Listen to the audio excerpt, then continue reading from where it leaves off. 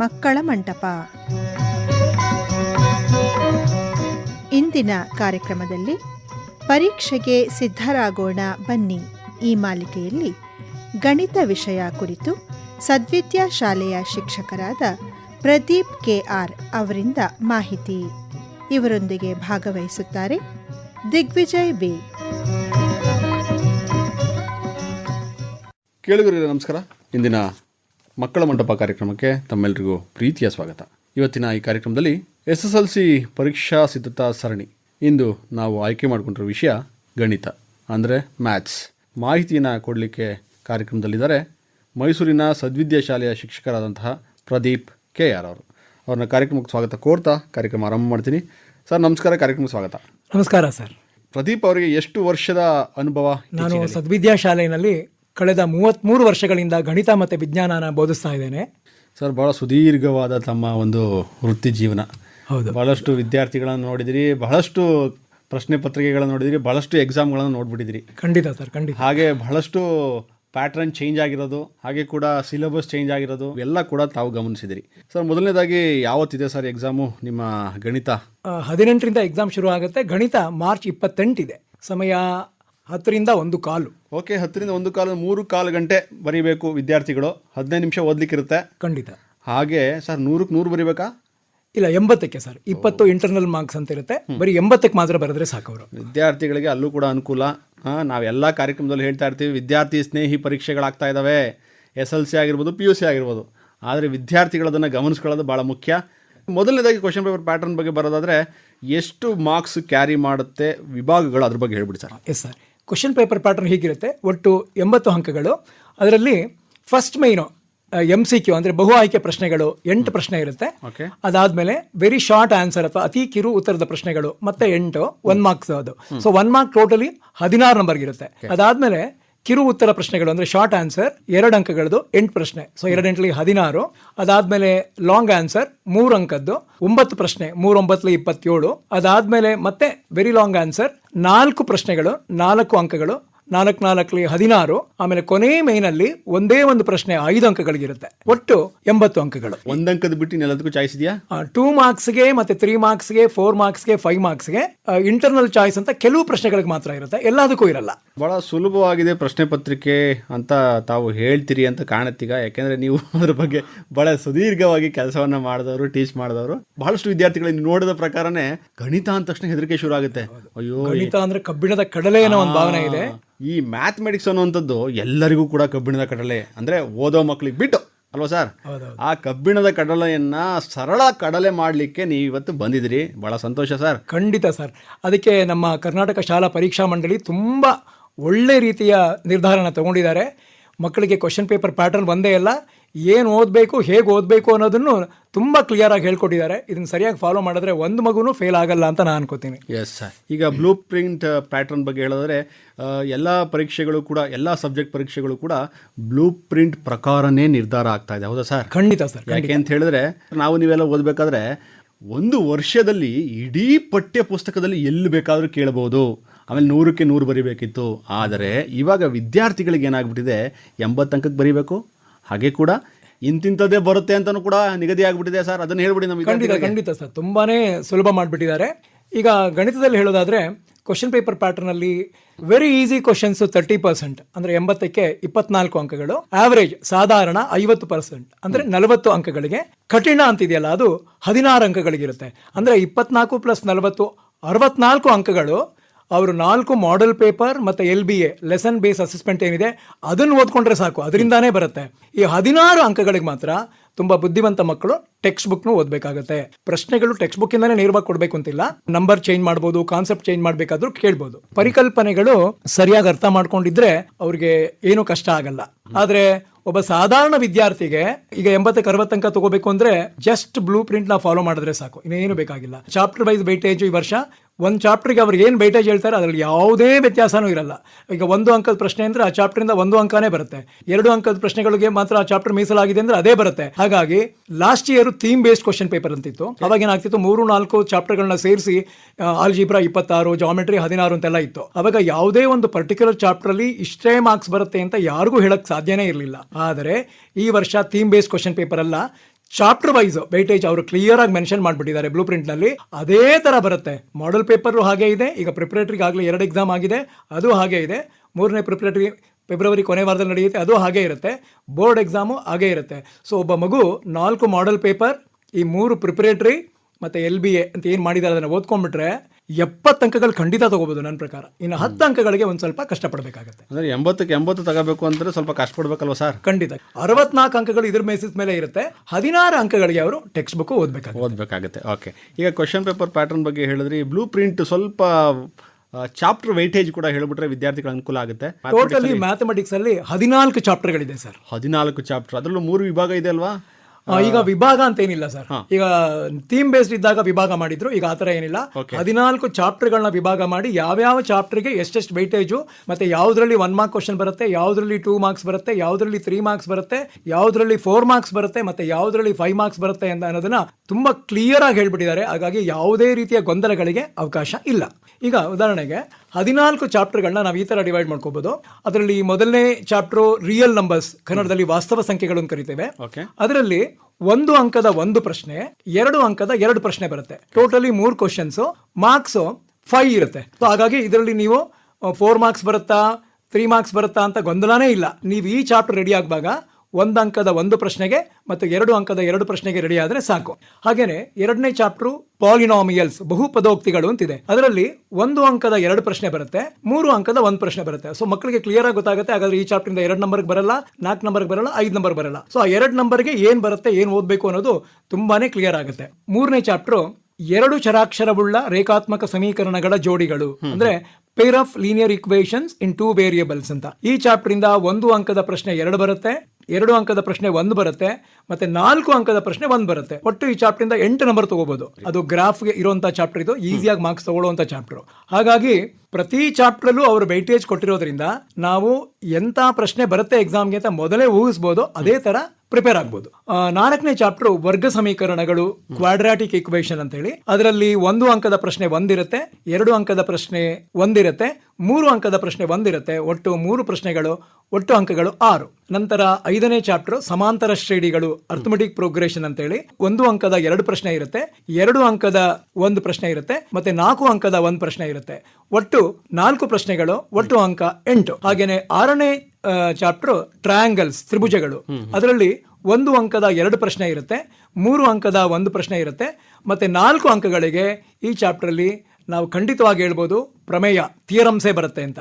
ಒಟ್ಟು 4 ಪ್ರಶ್ನೆಗಳು, ಒಟ್ಟು 9 ಅಂಕಗಳು ಈ ಚಾಪ್ಟರ್ ಅಲ್ಲಿ. ಹಾಗಾಗಿ ಈ 14 ಚಾಪ್ಟರ್ ಅಲ್ಲಿ ಅತ್ಯಂತ ಹೆಚ್ಚು ಅಂಕ ಬರೋ ಚಾಪ್ಟರ್ ಯಾವುದು ಅಂದ್ರೆ ಟ್ರಯಾಂಗಲ್ಸ್, 9 ನಂಬರೇ ಮ್ಯಾಕ್ಸಿಮಮ್. 7ನೇ ಚಾಪ್ಟರ್ ವೃತ್ತಗಳು, ಸರ್ಕಲ್ಸ್. ಅದರಲ್ಲಿ 1 ನಂಬರ್ ಪ್ರಶ್ನೆ ಬರೋದೇ ಇಲ್ಲ, 2 ಅಂಕದ 1 ಪ್ರಶ್ನೆ, 3 ಅಂಕದ 1 ಪ್ರಶ್ನೆ, ಅದು ಪ್ರಮೇಯಕ್ಕೆ ಮೀಸಲಾಗಿದೆ.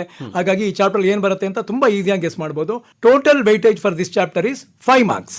8ನೇ ಚಾಪ್ಟರ್ ನಿರ್ದೇಶಾಂಕ ರೇಖಾಗಣಿತ, ಕೋಆರ್ಡಿನೇಟ್ ಜಾಮೆಟ್ರಿ ಅಂತ. ಅದರಲ್ಲಿ 1 ಅಂಕದ 1 ಪ್ರಶ್ನೆ, 2 ಅಂಕದ 1 ಪ್ರಶ್ನೆ, ಮತ್ತೆ 3 ಅಂಕದ 1 ಪ್ರಶ್ನೆ ಇರುತ್ತೆ. ಒಟ್ಟು 3 ಪ್ರಶ್ನೆಗಳು, ಟೋಟಲ್ ವೈಟೇಜು 6 ನಂಬರ್. 9ನೇ ಚಾಪ್ಟರ್ ತ್ರಿಕೋನಮಿತಿಯ ಪ್ರಸ್ತಾವನೆ, ಇಂಟ್ರೊಡಕ್ಷನ್ ಟು ಟ್ರಿಗ್ನೋಮೆಟ್ರಿ ಅಂತೇಳಿ. 1 ಅಂಕದ 2 ಪ್ರಶ್ನೆಗಳಿರುತ್ತೆ, ಆಮೇಲೆ 2 ಅಂಕದ 1 ಪ್ರಶ್ನೆ ಇರುತ್ತೆ, ಮತ್ತೆ 3 ಅಂಕದ 1 ಪ್ರಶ್ನೆ ಇರುತ್ತೆ. ಒಟ್ಟು 3 ಪ್ರಶ್ನೆಗಳು, ನಿಗದಿಪಡಿಸಿದ ಅಂಕ ಇದಕ್ಕೆ 6. 10ನೇ ಚಾಪ್ಟರ್ ತ್ರಿಕೋನಮಿತಿಯ ಕೆಲವು ಅನ್ವಯಗಳು, ಸಮ್ ಅಪ್ಲಿಕೇಶನ್ಸ್ ಆಫ್ ಟ್ರಿಗ್ನೋಮೆಟ್ರಿ ಅಂತೇಳಿ. ಇದರಲ್ಲಿ 1 ಮಾರ್ಕ್ ಕ್ವಶನ್ಸ್ ಬರಲ್ಲ, 2 ಮಾರ್ಕ್ಸ್ ಬರಲ್ಲ, 3 ಮಾರ್ಕ್ಸ್ ಬರಲ್ಲ, ಒಂದೇ ಒಂದು ಪ್ರಶ್ನೆ ಬರುತ್ತೆ 4 ಅಂಕಗಳಿಗೆ. ಅದಕ್ಕೆ ರೆಡಿ ಆದರೆ ಸಾಕು, ಅದು ಅಪ್ಲಿಕೇಶನ್ ಲೆವೆಲ್ ಕ್ವಶನ್ ಆಗಿರುತ್ತೆ. ಆಮೇಲೆ 11ನೇ chapter surface areas and volumes, ಮೇಲ್ಮೈ ವಿಸ್ತೀರ್ಣಗಳು ಮತ್ತು ಘನಗಳು. ಇದರಲ್ಲಿ 1 ಅಂಕದ 2 ಪ್ರಶ್ನೆ ಇರುತ್ತೆ, ಮತ್ತೆ 5 ಅಂಕದ ಪ್ರಶ್ನೆ ಇದಕ್ಕೆ ಮೀಸಲಾಗಿದೆ. ಇನ್ ಬೇರೆ ಯಾವುದೇ ಚಾಪ್ಟರ್ ಅಲ್ಲೂ 5 ಮಾರ್ಕ್ಸ್ ಕ್ವಶನ್ ಕೇಳೋಗೆ ಇಲ್ಲ, ಅದು ಇದಕ್ಕೆ ರಿಸರ್ವ್ ಆಗಿದೆ. ಅದು ಅಪ್ಲಿಕೇಶನ್ ಕ್ವಶನ್ ಆಗಿರುತ್ತೆ, ಅದನ್ನ ಸ್ವಲ್ಪ ಹೆಚ್ಚು ಅಭ್ಯಾಸ ಮಾಡಬೇಕಾಗುತ್ತೆ. ಒಟ್ಟು 3 ಪ್ರಶ್ನೆಗಳು, 7 ಅಂಕಗಳು ಒಟ್ಟು. 12ನೇ chapter areas related to circles, ವೃತ್ತಗಳಿಗೆ ಸಂಬಂಧಿಸಿದ ವಿಸ್ತೀರ್ಣಗಳು. ಇದರಲ್ಲಿ 3 ಅಂಕದ 1 ಪ್ರಶ್ನೆ ಬಿಟ್ಟರೆ ಇನ್ನೇನು ಬರಲ್ಲ. ಹಾಗಾಗಿ ನೀವು ಇದರಲ್ಲಿ MCQ ನೋಡ್ಕೋಬೇಕಾಗಿಲ್ಲ, 1 ಮಾರ್ಕ್ ನೋಡ್ಕೋಬೇಕಾಗಿಲ್ಲ, 4 ಮಾರ್ಕ್ಸ್ ನೋಡ್ಕೋಬೇಕಾಗಿಲ್ಲ. ಒಂದೇ ಪ್ರಶ್ನೆ 3 ಅಂಕಕ್ಕೆ ರೆಡಿ ಆದ್ರೆ ಸಾಕು. 13ನೇ ಚಾಪ್ಟರ್ ಸ್ಟ್ಯಾಟಿಸ್ಟಿಕ್ಸ್. ಇದರಲ್ಲಿ 2 ಪ್ರಶ್ನೆಗಳಿರುತ್ತೆ, 1 ಅಂಕಕ್ಕೆ 1 ಮತ್ತೆ 3 ಅಂಕಕ್ಕೆ 1. ಒಟ್ಟು 2 ಪ್ರಶ್ನೆ, 4 ಅಂಕಗಳು. 14ನೇ ಚಾಪ್ಟರ್ ಸಂಭವನೀಯತೆ, ಪ್ರಾಬಬಿಲಿಟಿ. ಇದರಲ್ಲಿ ಒಟ್ಟು 1 ಅಂಕದ 1 ಪ್ರಶ್ನೆ ಮತ್ತೆ 3 ಅಂಕದ 1 ಪ್ರಶ್ನೆ, ಒಟ್ಟು 2 ಪ್ರಶ್ನೆಗಳು, 4. ಹೀಗೆ 14 ಚಾಪ್ಟರ್ಗಳಲ್ಲಿ ಅಂಕಗಳನ್ನ ವಿಭಾಗಿಸಿದ್ದಾರೆ. ಸರ್, ಈಗ ವಿದ್ಯಾರ್ಥಿಗಳಿಗೆ ಒಂದು ಏನೋ ಹೇಳೋದಂತಂದ್ರೆ, ಕೆಲವು ವಿದ್ಯಾರ್ಥಿಗಳಿಗೆ ಕಷ್ಟ ಮ್ಯಾಥ್ಸು ಪಾಸ್ ಆಗೋದೇ ಕಷ್ಟ ಅನ್ನೋ ವಿದ್ಯಾರ್ಥಿಗಳು ಕೆಲವೊಂದು ಚಾಪ್ಟರ್ಗಳನ್ನು ನೋಡ್ಕೊಬಿಟ್ರೆ ಪಾಸ್ ಆಗ್ಬಿಡೋದಲ್ಲ ಸರ್. ನೀವು ಆಗಲೇ ಕೂಡ ಹೇಳಿದ್ರಿ ತ್ರಿಭುಜಗಳು ಅಂತ ಹೇಳಿ, ಟ್ರಯಾಂಗಲ್ಸ್ 9 ಅಂಕಕ್ಕಿದೆ, ಹಾಗೆ ಸಮಾಂತರ ಶ್ರೇಣಿಗಳು ಅಲ್ವಾ, ಅರ್ಥಮೆಟಿಕ್ಸ್ ಪ್ರೋಗ್ರೆಷನ್ಸ್ ಇದು 8 ಅಂಕದಿದೆ ಅಲ್ವಾ. ಇನ್ನೊಂದೆರಡು ಇದೆ, ಯಾವುದು ಚರಾಕ್ಷರವುಳ್ಳ ರೇಖಾತ್ಮಕ ಸಮೀಕರಣ ಜೋಡಿಗಳು, ಓಕೆ, ಅದು 8 ಅಂಕದಿದೆ. 9, 8, 8 4 ಚಾಪ್ಟರ್ ನೋಡ್ಕೊಂಡು ಪಾಸ್ ಆಗ್ಬೋದಲ್ವಾ. ಈ ವರ್ಷದಿಂದ ಒಂದು ಹೊಸ ಪದ್ಧತಿ ಬಂದಿದೆ. ಪಾಸಿಂಗ್ ಮಾರ್ಕ್ಸ್ ಈಗ ಮೊದಲೇಗಿತ್ತು ಅಂದ್ರೆ ನೀವು ಇಂಟರ್ನಲ್ ಮಾರ್ಕ್ಸ್ 20ಕ್ಕೆ 20 ತಗೊಂಡ್ರು 80ಕ್ಕೆ 28 ಅಂಕ ತಗೊಳ್ಳೇಬೇಕಾಗಿತ್ತು. ಬಟ್ ಈ ವರ್ಷದಿಂದ ಏನ್ ಮಾಡಿದ್ದಾರೆ, ಒಂದು ಮಗು ಇಂಟರ್ನಲ್ ಅಸೆಸ್ಮೆಂಟ್ ಅಲ್ಲಿ 20ಕ್ಕೆ 20 ತಗೊಂಡ್ರೆ ಅವನು ಒಟ್ಟು 33 ಅಂಕ ಬಂದ್ರೆ ಸಾಕು. ಹಾಗಾಗಿ 80ಕ್ಕೆ ಕನಿಷ್ಠ 13 ಅಂಕ ತಗೊಂಡ್ರು ಅವನು ಪಾಸ್ ಆಗ್ಬೋದು. ಅಷ್ಟು ಸುಲಭ ಮಾಡಿದ್ದಾರೆ. ಆದ್ರೆ ಎಲ್ಲ ಮಕ್ಕಳಿಗೂ ಶಾಲೆಯಲ್ಲಿ 20ಕ್ಕೆ 20 ಅಂಕ ಕೊಡ್ತಾರೆ ಅಂತ ಹೇಳಕ್ ಆಗಲ್ಲ. ಈಗ ಸರ್ಕಾರಿ ಶಾಲೆಗಳಲ್ಲಿ ಆ ಮಗು ಪರ್ಫಾರ್ಮೆನ್ಸ್ ನೋಡ್ಕೊಂಡಾಗತ್ತೆ. ಕನಿಷ್ಠ 15 ಅಂಕ ಅಂತ ಕೊಡ್ತಾರೆ. ಅವನು 15 ತಗೊಂಡ್ರೆ ಇಲ್ಲಿ 33ಕ್ಕೆ ಇನ್ನು 18 ಅಂಕ ತಗೊಂಡ್ರೆ ಸಾಕು. ಮ್ಯಾಥಮೆಟಿಕ್ಸ್ ಅಲ್ಲಿ ಕೇವಲ 5 ಚಾಪ್ಟರ್ ಓದ್ಕೊಂಡು 18 ಅಂಕ ಆರಾಮಾಗಿ ತಗೋಬಹುದು. ಅಷ್ಟು ಸುಲಭವಾಗಿದೆ ಬ್ಲೂ ಪ್ರಿಂಟ್. 14 ಚಾಪ್ಟರ್ಗಳಲ್ಲಿ ನೋಡ್ಕೋಬೇಕಾದ್ರೆ 5 ಚಾಪ್ಟರ್. ಫಸ್ಟು ಯಾವ ಮಗು ನನಗೆ ಗಣಿತ ತುಂಬಾ ಕಷ್ಟ, ನಾನು ಪಾಸ್ ಆಗೋದೇ ಕಷ್ಟ ಅಂತ ಅನ್ಕೊಂಡಿರುತ್ತೆ, ಆ ಮಗು ಈ 5 ಚಾಪ್ಟರ್ಗಳಿಗೆ ರೆಡಿಯಾಗಿ ಕಾನ್ಫಿಡೆನ್ಸ್ ಬಂದ ಮೇಲೆ ಗ್ರಾಜುಯಲಿ ಇನ್ಕ್ರೀಸ್ ಮಾಡ್ಕೊಂಡು ಹೋಗ್ಬೋದು. ಖಂಡಿತವಾಗ್ಲು. ಕೆಲವ್ರು ಏನ್ ಮಾಡ್ತಾರೆ, ಎಲ್ಲಾ ಚಾಪ್ಟರ್ಗಳನ್ನು ಓದ್ಕೋತಾರೆ, ಕೊನೆಗೆ ಗೊಂದಲ ಆಗಿ ಪಾಸಿಂಗ್ ಮಾರ್ಕ್ಸ್ ತಗೊಳ್ಳೋದನ್ನು ಕಳ್ಕೊಂಡು ಒಂದೊಂದ್ಸಲ ತುಂಬಾ ನಿರಾಶರಾಗ್ತಾರೆ. ಅದಕ್ಕೆ ಅವಕಾಶವೇ ಇಲ್ಲ. ಈ ಸಲ ಬ್ಲೂ ಪ್ರಿಂಟ್ ತುಂಬಾ ಕ್ಲಿಯರ್ ಆಗಿ ಹೇಳುತ್ತೆ, ನೀವು ಚಾಪ್ಟರ್ ವೈಟೇಜ್ನ ಕರೆಕ್ಟಾಗಿ ಫಾಲೋ ಮಾಡಿದ್ರೆ ಫುಲ್ ಮಾರ್ಕ್ಸ್ನ ತಗೊಳ್ಳೋದು ಈಸಿ, ಪಾಸ್ ಆಗೋದು ಈಸಿ, 60% ತಗೊಳ್ಳೋದು ಈಸಿ. ಹಾಗಾಗಿ ಬ್ಲೂ ಪ್ರಿಂಟ್ನ ಫಾಲೋ ಮಾಡೋದು ಅವರವರ ಸಾಮರ್ಥ್ಯಕ್ಕೆ ತಕ್ಕಾಗಿ ಮಾರ್ಕ್ಸ್ನ ಖಂಡಿತ ತಗೋಬಹುದು. ಈಗ ಮತ್ತೆ ಕ್ವಶನ್ ಪೇಪರ್ಗೆ ಬರೋದಾದ್ರೆ ನಾವು ಸಂಭಾವನೀಯ ಪ್ರಶ್ನೆಗಳು, ಬಹಳ ಸುದೀರ್ಘವಾದ ತಮ್ಮ ವೃತ್ತಿ ಜೀವನದಲ್ಲಿ ಪ್ರಶ್ನೆಗಳು ಯಾವ್ಯಾವ್ದು ಬರುತ್ತೆ, ಹೆಂಗೆ ಬರುತ್ತೆ ಅನ್ನೋದು ನೋಡೇ ಇರ್ತೀರಿ ಅಲ್ವಾ. ಆ ನಿಟ್ಟಿನಲ್ಲಿ ನಮ್ಮ ವಿದ್ಯಾರ್ಥಿಗಳಿಗೆ ಒಂದು ಇಂಥದ್ದು ಬರಬಹುದು, ಆದರೆ ಇಂಥದ್ದೇ ಬರುತ್ತೆ ಅಂತ ನಾವು ಹೇಳಲಿಕ್ಕಾಗಲ್ಲ. ಕೆಲವೊಂದು ನೀವು ಮೋಸ್ಟ್ಲಿ ಗೆಸ್ ಮಾಡ್ಬೋದು ಅಂತ ಕಾಣಿಸುತ್ತೆ. 1 ಅಂಕದ ಪ್ರಶ್ನೆಗಳು MCQ ಯಾವ ಥರ ಪ್ರಶ್ನೆ ಬರುತ್ತೆ, ಯಾವ ಥರ ಉತ್ತರ ಮಾಡಬೇಕು, 1-2 ಪ್ರಶ್ನೆ ಹೇಳಿ ಸರ್. ಖಂಡಿತ. ಈಗ ನೋಡಿ, 1 ಅಂಕಗಳಲ್ಲಿ ನೀವು MCQ 8 ಪ್ರಶ್ನೆಗಳಿರುತ್ತೆ, ಹಾಗೇನೆ 1 ಅಂಕಕ್ಕೆ ವೆರಿ ಶಾರ್ಟ್ ಆನ್ಸರ್ 8 ಇರುತ್ತೆ. ಒಟ್ಟು 1 ಅಂಕಗಳು 16 ಪ್ರಶ್ನೆ ಇರುತ್ತೆ. ಈಗ ಚಾಪ್ಟರ್ ವೈಸ್ ವೇಟೇಜ್ ತಗೊಂಡ್ರೆ ನೀವು 14 ಚಾಪ್ಟರ್ನು ಓದಬೇಕಾದ ಅವಶ್ಯಕತೆ ಇಲ್ಲ. 1 ಅಂಕಗಳಿಗೆ 11 ಚಾಪ್ಟರ್ಗಳನ್ನ ಅವ್ರು ಸೆಲೆಕ್ಟ್ ಮಾಡಿಕೊಟ್ಟಿದ್ದಾರೆ ಯಾವ್ದ್ರಿಂದ ಬರುತ್ತೆ ಅಂತ. ಈಗ ಫಾರ್ ಎಕ್ಸಾಂಪಲ್ ವಾಸ್ತವ ಸಂಖ್ಯೆಗಳು ಅಂತಿದೆ, ಅದರಿಂದ 1 ಮಾರ್ಕ್ ಒಂದು ಕ್ವಶನ್ ಬಂದೇ ಬರುತ್ತೆ. ಪಾಲಿನಾಮಿಯಲ್ಸ್ ಅಂತಿದೆ, ಬಹುಪದೋಕ್ತಿಗಳು, ಅದರಿಂದ 1 ನಂಬರ್ 2 ಪ್ರಶ್ನೆ ಬರುತ್ತೆ. ಸೊ ಇಲ್ಲಿ ನೀವು 2 ಪ್ರಶ್ನೆ ಇದೆ, 1 ಪ್ರಶ್ನೆ ಇದೆ ಅಂದಾಗ 1 ಪ್ರಶ್ನೆ ಇದ್ರೆ ಅದು MCQ ಬೇಕಾದ್ರೂ ಆಗಿರ್ಬೋದು ಅಥವಾ ವೆರಿ ಶಾರ್ಟ್ ಆನ್ಸರ್ ಬೇಕಾದ್ರೂ ಆಗಿರ್ಬೋದು. ಇದರಿಂದಾನೇ MCQ ಬರುತ್ತೆ ಅಂತ ಹೇಳಕ್ಕಾಗಲ್ಲ. ನಾವು 2ಕ್ಕೂ ರೆಡಿ ಇರಬೇಕು. 2 ಪ್ರಶ್ನೆಗಳಿದ್ದಾಗ ನಾರ್ಮಲ್ ಆಗಿ ಒಂದು MCQ ಕೊಡ್ತಾರೆ, ಇನ್ನೊಂದಿನ ವೆರಿ ಶಾರ್ಟ್ ಆನ್ಸರ್ ಕೊಡ್ತಾರೆ. ಸೊ ಈ ಸಂದರ್ಭಗಳಲ್ಲಿ ನೀವು ಮಾಡಬೇಕಾದಿಷ್ಟೇ, ಆ ಚಾಪ್ಟರ್ಗೆ ಸಂಬಂಧಪಟ್ಟಂತಹ ಸೂತ್ರಗಳನ್ನ ಕಲ್ತ್ಕೊಂಡ್ರೆ ಸುಲಭವಾಗಿ 1 ನಂಬರ್ ತಗೊಳ್ಳೋದು. ಈಗ for example surface areas and volumes ಅಂತ ಚಾಪ್ಟರ್ ಇದೆಯಲ್ಲ, ಅದರಲ್ಲಿ 5 ಅಂಕದ ಜೊತೆಗೆ 1 ಅಂಕದ 2 ಪ್ರಶ್ನೆ ಕೊಟ್ಟಿದ್ದಾರೆ. ಸೊ ನೀವು ಅಲ್ಲಿ ನೋಡ್ಕೋಬೇಕಾದೇನೆ, ನೀವು ಲೆಕ್ಕ ಏನು ಮಾಡಬೇಕಾಗಿ ಬರಲ್ಲ. ಅಲ್ಲಿ ಈಗ ಉದಾಹರಣೆಗೆ ಕೋನ್, ಸಿಲಿಂಡರ್, ಹೆಮಿಸ್ಪಿಯರ್ ಅಂತ ಹೇಳ್ತೀವಲ್ಲ, ಇದರ ಫಾರ್ಮುಲಾಗಳನ್ನ ಕಲ್ತ್ಕೊಂಡ್ರೆ 1 ಪ್ರಶ್ನೆ ಖಂಡಿತ ಬಂದೇ ಬರುತ್ತೆ ಫಾರ್ಮುಲಾಗೆ. ಸೊ ಸೂತ್ರಗಳನ್ನ ಕಲಿಯೋದು ಮುಖಾಂತರ 1 ನಂಬರ್ ಪ್ರಶ್ನೆಗಳನ್ನ ಸುಲಭವಾಗಿ ತಗೋಬಹುದು. ಹಾಗೇನೆ ನೀವೀಗ ಪಾಲಿನಾಮಿಯಲ್ಸ್ ಅಂತ ತಗೊಂಡ್ರೆ degree of the polynomial, linear polynomial ಕೇಳಿದ್ರೆ 1 ಅಂತ ಬರಿತೀವಿ, ಕ್ವಾಡ್ರಾಟಿಕ್ಗೆ 2 ಬರಿತೀವಿ, ಕ್ಯೂಬಿಕ್ಗೆ 3 ಬರಿತೀವಿ. ಸೊ ಬರೀ ಡಿಗ್ರಿಗಳನ್ನ ಪ್ರಾಕ್ಟೀಸ್ ಮಾಡ್ಕೊಂಡ್ಬಿಟ್ರೆ 1 ನಂಬರ್ ಸುಲಭವಾಗಿ ತಗೊಂಡ್ಬಿಡ್ಬೋದು. ಹಾಗೇನೆ ಈ ಬಹುಪದೋಕ್ತಿಗಳಲ್ಲಿ ನಿಮಗೆ ಗ್ರಾಫ್ ಕೊಟ್ಟಿರ್ತಾನೆ, ಚಿತ್ರ. ಆ ಗ್ರಾಫ್ ಅಲ್ಲಿ ಆ ನಕ್ಷೆ ಹೇಗೆ ಎಕ್ಸ್ ಆಕ್ಸಿಸ್ ನ ಎಷ್ಟು ಬಿಂದುಗಳಲ್ಲಿ ಕಟ್ ಮಾಡಿದೆ ಅಂತ ಫೈಂಡ್ ಔಟ್ ಮಾಡಿಬಿಟ್ರೆ ಶೂನ್ಯ ಎಷ್ಟು ಅಂತ ಹೇಳ್ಬೋದು. ಈಗ ಉದಾಹರಣೆಗೆ ಈಗ ಅದು ಎಕ್ಸ್ ಆಕ್ಸಿಸ್ ನ 2 ಬಿಂದುಗಳಲ್ಲಿ ಕಟ್ ಮಾಡಿದ್ರೆ ಅದ್ರ ಶೂನ್ಯ 2, 3 ಬಿಂದುಗಳಲ್ಲಿ ಕಟ್ ಮಾಡಿದ್ರೆ 3. ಈ ತರದ್ದು ಸುಲಭವಾಗಿ ಬರೀ ಚಿತ್ರ ನೋಡ್ಕೊಂಡು ಆನ್ಸರ್ ಬರೆಯುವಂತ ಪ್ರಶ್ನೆಗಳು 1 ಮಾರ್ಕಲ್ಲಿ ಬರುತ್ತೆ. ಸೊ 1 ಮಾರ್ಕಲ್ಲಿ ನಿಮಗೆ ತುಂಬಾ ಕಷ್ಟವಾದ ಪ್ರಶ್ನೆಗಳು ಸಾಧ್ಯನೇ ಇಲ್ಲ, 1-2 ಬಿಟ್ರೆ. ಅದು ತುಂಬಾನೇ ವಿದ್ಯಾರ್ಥಿ ಸ್ನೇಹಿಯಾಗಿದೆ. ನೀವು ಮಾಡೆಲ್ ಪೇಪರ್ ನೋಡಿದ್ರೆ ನಿಮಗೆ ಒಂದು ಐಡಿಯಾ ಬರುತ್ತೆ. ಹಾಗಾಗಿ 1 ಮಾರ್ಕ್ ಪ್ರಶ್ನೆಗಳಿಗೆ ನೀವು ಸೂತ್ರಗಳು ಮತ್ತೆ ಡೆಫಿನೇಷನ್ಗಳು ಇವುಗಳನ್ನ ಓದ್ಕೊಂಡ್ರೆ ಸಾಕು. 1 ಅಂಕದ ಪ್ರಶ್ನೆಗಳು ಯಾವ್ಯಾವ್ದು ಬರುತ್ತೆ ಕೆಲವೊಂದು ಹೇಳಿದಿರಿ. ಈಗ ಡೆಫಿನೇಷನ್ ನಾವು 1 ಅಂಕದ ಪ್ರಶ್ನೆಗಳು MCQ ಬಿಟ್ ಬರುತ್ತಲ್ಲ, answer the following questions, 1 marks ಬರುವಂತದ್ದು. ಈಗ ಪ್ರಮೇಯಗಳನ್ನ ಸಾಧಿಸಿ ಅಂತ ಕೇಳ್ತಾರಲ್ಲ, ಅದು ಸ್ಟೇಟ್ಮೆಂಟ್ ಅವರೇ ಕೊಟ್ಬಿಟ್ಟು ಸಾಧಿಸಿ ಅಂತ ಕೇಳ್ತಾರೆ. ಈ 1 ಮಾರ್ಕ್ ಅಲ್ಲಿ ಏನ್ ಮಾಡಬೇಕು, ಯಾವುದೋ ಒಂದು ಪ್ರಮೇಯ ನಾನು ಸಾಧನೆ ಕೇಳಿದ್ರೆ ಇನ್ನೊಂದು ಪ್ರಮೇಯ, ಉದಾಹರಣೆಗೆ ಥೇಲ್ಸ್ ನ ಪ್ರಮೇಯ ಅಂತಿದೆ, ಅದು ತುಂಬಾ ವೆರಿ ಫೇಮಸ್ ಥಿಯರಮ್, ಅದು ಅದ್ರ ಸ್ಟೇಟ್ಮೆಂಟ್ ಕಲ್ತ್ಕೊಂಡಿರ್ಬೇಕು. ಈ 8 ನಂಬರ್ ಪ್ರಶ್ನೆಗಳಲ್ಲಿ ಸಾಮಾನ್ಯವಾಗಿ ಯಾವ್ದಾದ್ರು ಒಂದು ಪ್ರಮೇಯ ಸ್ಟೇಟ್ಮೆಂಟ್ ಕೇಳ್ಬೋದು, ಇಲ್ಲ ಅಂದ್ರೆ ಒಂದು ಅಂಕಗಣಿತದ ಮೂಲ ಪ್ರಮೇಯ ಅಂತಿದೆ, ಫಂಡಮೆಂಟಲ್ ಥಿಯರಮ್ ಆಫ್ ಅರ್ಥಮೆಟಿಕ್ ಅಂತ, ಅದ್ರ ಸ್ಟೇಟ್ಮೆಂಟ್ ಕೇಳ್ಬೋದು. ಅಥವಾ ವರ್ಗ ಸಮೀಕರಣದ ಆದರ್ಶ ರೂಪ ಬರೀರಿ ಅಂತ ಕೇಳ್ಬೋದು. ಸರ್ಫೇಸ್ ಏರಿಯಾದಲ್ಲಿ ಫಾರ್ಮುಲಾಗಳು ಕೇಳ್ಬೋದು. ಸರ್ಕಲ್ಸ್ ಅಲ್ಲಿ ಈಗ ನೋಡಿ, ಮೊನ್ನೆ 2 ನಂಬರ್ ಪ್ರಶ್ನೆನಲ್ಲಿ ಡೆಫಿನೇಷನ್ ಕೇಳಿದಾನೆ, ಟ್ಯಾಂಜೆಂಟ್ ಅಂದ್ರೇನು, ಸೀಕೆಂಟ್ ಅಂದ್ರೇನು, ಒಂದು ವೃತ್ತಕ್ಕೆ ಹೊರಗಿನ ಬಿಂದುವಿನಿಂದ ಎಷ್ಟು ಸ್ಪರ್ಶಗಳನ್ನ ಹೇಳಿಬಹುದು, ಆ ತರದ ಸಣ್ಣ ಸಣ್ಣ ಪರಿಕಲ್ಪನೆಗಳ ಮೇಲೆ ಪ್ರಶ್ನೆಗಳು ಇರುತ್ತೆ. ಸೊ ಡೆಫಿನೇಷನ್ಸ್ ಓದ್ಕೊಳ್ಳೇಬೇಕಾಗತ್ತೆ. ಈಗ 2 ಅಂಕದ ಪ್ರಶ್ನೆ ಹೋಗೋಣ ನಾವು, ಯಾಕೆಂದ್ರೆ 1 ಅಂಕದ್ದು ಎಲ್ಲಿಂದ ಬೇಕಾದ್ರೆ ಕೇಳಬಹುದು. 11 ಚಾಪ್ಟರ್ ನೀವು ಆಗ್ಲೇ ಕೂಡ ಹೇಳಿದಿರಿ, 11 ಚಾಪ್ಟರ್ ಓದಲೇಬೇಕು. 2 ಅಂಕದಲ್ಲಿ ಯಾವ್ಯಾವ ಪ್ರಶ್ನೆಗಳು ಕೇಳಬಹುದು, ಬರಬಹುದು, ವಿದ್ಯಾರ್ಥಿಗಳಿಗೆ ಇಲ್ಲಿ ಚಾಯ್ಸ್ ಶುರು ಆಗ್ಬಿಡುತ್ತೆ. ನಿಮಗೆ 2 ಇಂಟರ್ನಲ್ ಚಾಯ್ಸಸ್ ಇರೋದು. ಒಟ್ಟು 2 ಅಂಕದ 8 ಪ್ರಶ್ನೆಗಳಿರುತ್ತೆ. 16 ಅಂಕಗಳಿಗೆ ನೀವು ಉತ್ತರ ಬರೀತೀರಾ. ಇದರಲ್ಲಿ ನೀವು 14 ಚಾಪ್ಟರ್ ಅಲ್ಲಿ 7 ಚಾಪ್ಟರ್ ನೋಡ್ಕೋಬೇಕಾದ ಅವಶ್ಯಕತೆನೇ ಇಲ್ಲ. 2 ಅಂಕಗಳು ಯಾವ ಚಾಪ್ಟರ್ ಇಂದ ಬರುತ್ತೆ ಅಂತ ಅವರು ಕ್ಲಿಯರ್ ಆಗಿ ಮೆನ್ಷನ್ ಮಾಡಿದ್ದಾರೆ. ಬರೀ 7 ಟಾಪಿಕ್ ನೋಡ್ಕೊಂಡ್ರೆ ಸಾಕು. ಅದರಲ್ಲಿ ಈಗ ನೀವು ರಿಯಲ್ ನಂಬರ್ಸ್ ಓದ್ಕೊಂಡ್ಬಿಟ್ರೆ ಅದರಲ್ಲಿ 2 ಅಂಕದ 2 ಪ್ರಶ್ನೆ ಇರುತ್ತೆ, ಒಂದು ಇಂಟರ್ನಲ್ ಚಾಯ್ಸು ಇರುತ್ತೆ. ಇಲ್ಲಿ ನೀವು ನೋಡ್ಕೋಬೇಕಾದಿಷ್ಟೇ, ಲಸಹ ಮಾಸಹ ಚೆನ್ನಾಗಿ ನೋಡ್ಕೊಳ್ಳಿ, ಮತ್ತೆ ಪ್ರೈಮ್ ಫ್ಯಾಕ್ಟರೈಸೇಷನ್ ಮೆಥಡ್ ಇಂದ ಲಾಸಹ ಕಂಡುಹಿಡಿಯೋದು, ಅದರದ್ದು ಸ್ಟೇಟ್ಮೆಂಟ್ ಸಂಸ್ಕೊಳ್ಳಿ. ಮತ್ತೆ ಸಾಮಾನ್ಯವಾಗಿ ಕನ್ನಡ ಮಾಧ್ಯಮ ವಿದ್ಯಾರ್ಥಿಗಳು ರೂಟ್ 3 ರೂಟ್ 5 ಅಥವಾ ರೂಟ್ 2 ಅಭಾಗಲಬ್ಧ ಸಂಖ್ಯೆ ಅಂತ ಪ್ರೂವ್ ಮಾಡೋದು ಸ್ವಲ್ಪ ಕಷ್ಟ ಅನ್ಕೋತಾರೆ. ಅದು 3 ಅಂಕದ ಪ್ರಶ್ನೆ ಆಗ್ತಿತ್ತು. ಮಾಡೆಲ್ ಪೇಪರ್ ಇದೆ, ಆದ್ರೆ ನೀವು ಅದಕ್ಕೆ ತಲೆ ಕೆಡಿಸ್ಕೊಳ್ಳೋದೇ ಬೇಡ. Binomial for example 2 + root 3, 3 + root 5 ಈ ತರದನ್ನ ನೋಡ್ಕೊಳ್ಳಿ. 2 ಅಂಕಕ್ಕೆ ಅದೇ ಬರೋದು. ಹಾಗಾಗಿ ನೀವು ಏನು ಓದ್ಕೋಬೇಕು ಅಂತ ಸ್ಪಷ್ಟವಾಗಿದೆ. ಸೊ ರಿಯಲ್ ನಂಬರ್ ಚಾಪ್ಟರ್ ಇಂದ 2 ಅಂಕದ 2 ಪ್ರಶ್ನೆಗಳಿಗೆ ರೆಡಿಯಾಗಿ. ಹಾಗೇನೆ pair of linear equations in 2 variables, 2 ಚರಾಕ್ಷರವುಳ್ಳ ರೇಖಾತ್ಮಕ ಸಮೀಕರಣಗಳ ಜೋಡಿಗಳು ಚಾಪ್ಟರ್ ಅಲ್ಲಿ 2 ನಂಬರ್ಗೆ ಒಂದು ಪ್ರಶ್ನೆ ಇದ್ದೇ ಇರುತ್ತೆ. ಅದು ಯಾವುದಪ್ಪ ಅಂದ್ರೆ ವರ್ಜಿಸುವ ವಿಧಾನ, ಎಲಿಮಿನೇಷನ್ ಮೆಥಡ್ ಇಂದ ರೇಖಾತ್ಮಕ ಸಮೀಕರಣನ ಬಿಡಿಸೋದು ಅಂತ. ಅದನ್ನ ನೋಡ್ಕೊಂಡ್ರೆ ಸಾಕು, ಬೇರೆ ಇನ್ನೇನು ಅದ್ರಲ್ಲಿ ಓದೋದ್ಬೇಕಾದ ಅವಶ್ಯಕತೆ ಇಲ್ಲ. 2 ನಂಬರ್ಗೆ ವರ್ಗ ಸಮೀಕರಣದಲ್ಲಿ ಅಪವರ್ತಿಸೋದು ಅಂದ್ರೆ ಫ್ಯಾಕ್ಟರೈಸೇಷನ್ ಅಥವಾ ಶೋಧಕ ಡಿಸ್ಕ್ರಿಮಿನೆಂಟ್, ಅದ್ರ ಮೇಲೆ ಇಂಟರ್ನಲ್ ಚಾಯ್ಸ್ ಇರೋ ಒಂದು ಲೆಕ್ಕ ಇರುತ್ತೆ. ಅದನ್ನ ನೋಡ್ಕೊಂಡ್ರೆ ಸಾಕು, ಇನ್ನೇನು ನೋಡ್ಕೋಬೇಕಾಗಿಲ್ಲ. ಅರ್ಥಮೆಟಿಕ್ ಪ್ರೋಗ್ರೆಷನ್ ಸಮಾಂತರ ಶ್ರೇಣಿಗಳಲ್ಲಿ 2 ನಂಬರ್ಗೆ ಇಲ್ಲ AN ಕಂಡುಹಿಡಿಯೋದು ಇಲ್ಲ SN ಕಂಡುಹಿಡಿಯೋದು ಅಂತ ಸುಲಭವಾದ ಲೆಕ್ಕ ಟೆಕ್ಸ್ಟ್ ಬುಕ್ ಇಂದಾನೆ ಕೊಡ್ತಾನೆ. ಈ ಜಾಗದಲ್ಲಿ ನೀವು ಔಟ್ ಆಫ್ ಟೆಕ್ಸ್ಟ್ ಬುಕ್ ಪರಿಕಲ್ಪನೆಗಳಿಗೆ ಏನೂ ಬರಲ್ಲ, ಡೈರೆಕ್ಟ್ ಟೆಕ್ಸ್ಟ್ ಬುಕ್ ಪ್ರಾಬ್ಲಮ್ಸ್ ಇರುತ್ತೆ. ಮಾಡೆಲ್ ಪೇಪರ್ ಇರೋದನ್ನ ನೋಡ್ಕೊಂಡ್ರೆ ಸಾಕು. ವೃತ್ತಗಳಲ್ಲಿ 2 ನಂಬರ್ಗೆ ಸರ್ಕಲ್ ಸಂಬಂಧಪಟ್ಟಿದ್ದು ಅಂದ್ರೆ ಆ ಪ್ರಮೇಯಕ್ಕೆ ಸಂಬಂಧಪಟ್ಟಿದ್ದು ಒಂದು ಪ್ರಾಬ್ಲಮ್ ಕೇಳ್ತಾರೆ. ಟೆಕ್ಸ್ಟ್ ಬುಕ್ ಅಲ್ಲಿ ಲೆಕ್ಕನ ನೋಡ್ಕೊಂಡ್ರೆ ಸಾಕು. ಮಾಡೆಲ್ ಪೇಪರ್ ಇರೋದನ್ನ. ನಿರ್ದೇಶಾಂಕ ರೇಖಾಗಣಿತದಲ್ಲಿ 2 ನಂಬರ್ಗೆ ಒಂದು ಪ್ರಶ್ನೆ ಇದ್ದೇ ಇರುತ್ತೆ. ಇಲ್ಲಿ ಸಾಮಾನ್ಯವಾಗಿ ನೀವು ಡಿಸ್ಟೆನ್ಸ್ ಫಾರ್ಮುಲಾ, ದೂರ ಸೂತ್ರ, ಮಧ್ಯಬಿಂದು ಸೂತ್ರ, ಮಿಡ್ ಪಾಯಿಂಟ್ ಫಾರ್ಮುಲಾ ಅಥವಾ ಸೆಕ್ಷನ್ ಫಾರ್ಮುಲಾ, ಇದರ ಮೇಲೆ ಫಾರ್ಮುಲಾ ಆಧಾರಿತದ ಯಾವ್ದಾದ್ರು ಒಂದು ಲೆಕ್ಕ ಕೊಡ್ತಾನೆ. ಡೈರೆಕ್ಟ್ ಕ್ವಶನ್ಸ್ ಇರುತ್ತೆ, ಏನೂ ಕಷ್ಟ ಇಲ್ಲ. ಇನ್ನು 7ನೇ ಚಾಪ್ಟರ್ ಇಂಟ್ರೊಡಕ್ಷನ್ ಟು ಟ್ರಿಗ್ನೋಮೆಟ್ರಿ, ಕೆಲವು ಮಕ್ಕಳಿಗೆ ಇದು ಸ್ವಲ್ಪ ಕಷ್ಟ, ಆದರೆ ಈ 2 ಅಂಕನ ಸುಲಭವಾಗಿ ತಗೋಬಹುದು. ನೀವು ಇಲ್ಲೇನೋ ಯಾವುದೋ ದೊಡ್ಡ ಐಡೆಂಟಿಟಿ ಏನು ಕಲಿಬೇಕಾಗಿಲ್ಲ. ಒಂದು ಲಂಬಕೋನ ತ್ರಿಭುಜ ಕೊಟ್ಟಿರ್ತಾರೆ, ಅದರಲ್ಲಿ ನೀವು 6 trigonometric ratios, sine theta, cos theta, tan theta ಇದೆಯಲ್ಲ, ಆ ಥೀಟಾಗಳಲ್ಲಿ ಕೊಟ್ಟಾಗ ಒಂದು ಕೋನ ಕೊಟ್ಟಾಗ ಅದರ ರೇಷಿಯೋ ಬರೆಯೋದನ್ನ ಕಲ್ತ್ಕೊಂಡ್ರೆ ಸಾಕು. ಯಾಕೆಂದ್ರೆ ಅದನ್ನ ಅದೇ ಪ್ರಶ್ನೆಗೆ ಮೀಸಲಾಗಿ ಇಟ್ಬಿಟ್ಟಿದ್ದಾರೆ. ಎಲ್ಲ ಮಾಡೆಲ್ ಪೇಪರ್ಲು ಅದೇ ಕ್ವಶನ್ ಇದೆ. ಹಾಗಾಗಿ ಖಂಡಿತವಾಗಿ ತ್ರಿಕೋನಮಿತಿಯ ಪ್ರಸ್ತಾವನೆಯಲ್ಲಿ ಒಂದು ಲಂಬಕೋನ ತ್ರಿಭುಜ ಸಂಬಂಧಪಟ್ಟ ಹಾಗೆ ಟ್ರಿಗ್ನಾಮೆಟ್ರಿಕ್ ರೇಷಿಯೋಸ್ ಮೇಲೆ ಪ್ರಾಬ್ಲಮ್ ಬರುತ್ತೆ. ಅದನ್ನ ನೋಡ್ಕೊಂಡ್ರೆ 2 ಅಂಕಗಳು ಮುಗ್ದೇ ಹೋಗುತ್ತೆ. ಇನ್ನು 7 ಚಾಪ್ಟರ್ಗಳು ನೀವು 2 ಅಂಕಕ್ಕೆ ಓದಬೇಕಾದ ಅವಶ್ಯಕತೆಯೇ ಇಲ್ಲ. 7 ಚಾಪ್ಟರ್ ಅಂದ್ರೆ 14 ಚಾಪ್ಟರ್ಲಿ 7 ಚಾಪ್ಟರ್ ಯಾವ್ಯಾವ್ದು ಪ್ರಶ್ನೆ ಬರುತ್ತೆ ಅಂತ ಹೇಳ್ಬಿಟ್ರಿ ಈಗ ಅಲ್ವಾ. ಇಷ್ಟು 7 ಚಾಪ್ಟ್ರಲ್ಲಿ ಒಂದು ಚಾಪ್ಟರ್ ಒಂದು 2-3 ಬಂದರೂ ಹೆಚ್ಚು ಅಲ್ವಾ. ಆ ಥರದ್ದು ಪೂರ್ತಿ ನಾವು ಗಮನಿಸ್ಬಿಟ್ರೆ 2ಕ್ಕೂ ಬರ್ಬೋದು, 3ಕ್ಕೂ ಬರ್ಬೋದು, 4ಕ್ಕೂ ಬರ್ಬೋದೇನೋ ಅಲ್ವಾ. 2 ಮಾರ್ಕ್ಸ್ ಚಾಪ್ಟರ್ಗಳಂತ ಕೊಟ್ಟಿರೋದು ಆ ಚಾಪ್ಟರ್ 3 ನಂಬರ್ ಪ್ರಶ್ನೆ ಕೇಳೋಗೆ ಇಲ್ವಲ್ಲ.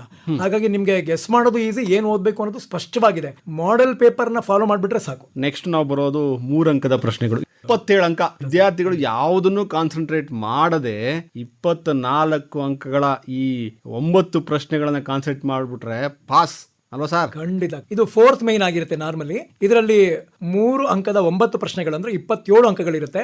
4 ಇಂಟರ್ನಲ್ ಚಾಯ್ಸ್ ಇರುತ್ತೆ. ಇದರಲ್ಲಿ ಚಾಯ್ಸ್ ಇರೋದ್ರಿಂದ ನೀವು ನೋಡ್ಕೊಂಡು ಅಟೆಂಡ್ ಮಾಡಬಹುದು. ಇಲ್ಲಿ ನೀವು 14ರಲ್ಲಿ 9 ಚಾಪ್ಟರ್ ನೋಡ್ಕೊಂಡ್ರೆ ಸಾಕು. ಆ 9 ಚಾಪ್ಟರ್ ಯಾವ್ಯಾವ್ದು ಅಂತ ಹೇಳ್ಬಿಡ್ತೀನಿ. ಪ್ರತಿ ಚಾಪ್ಟರ್ ಇಂದ ಒಂದೊಂದೇ ಪ್ರಶ್ನೆ ಬರೋದು. ಬಹುಪದೋಕ್ತಿಗಳಲ್ಲಿ 3 ನಂಬರ್ದು ಒಂದು ಪ್ರಶ್ನೆ ಬಂದೇ ಬರುತ್ತೆ.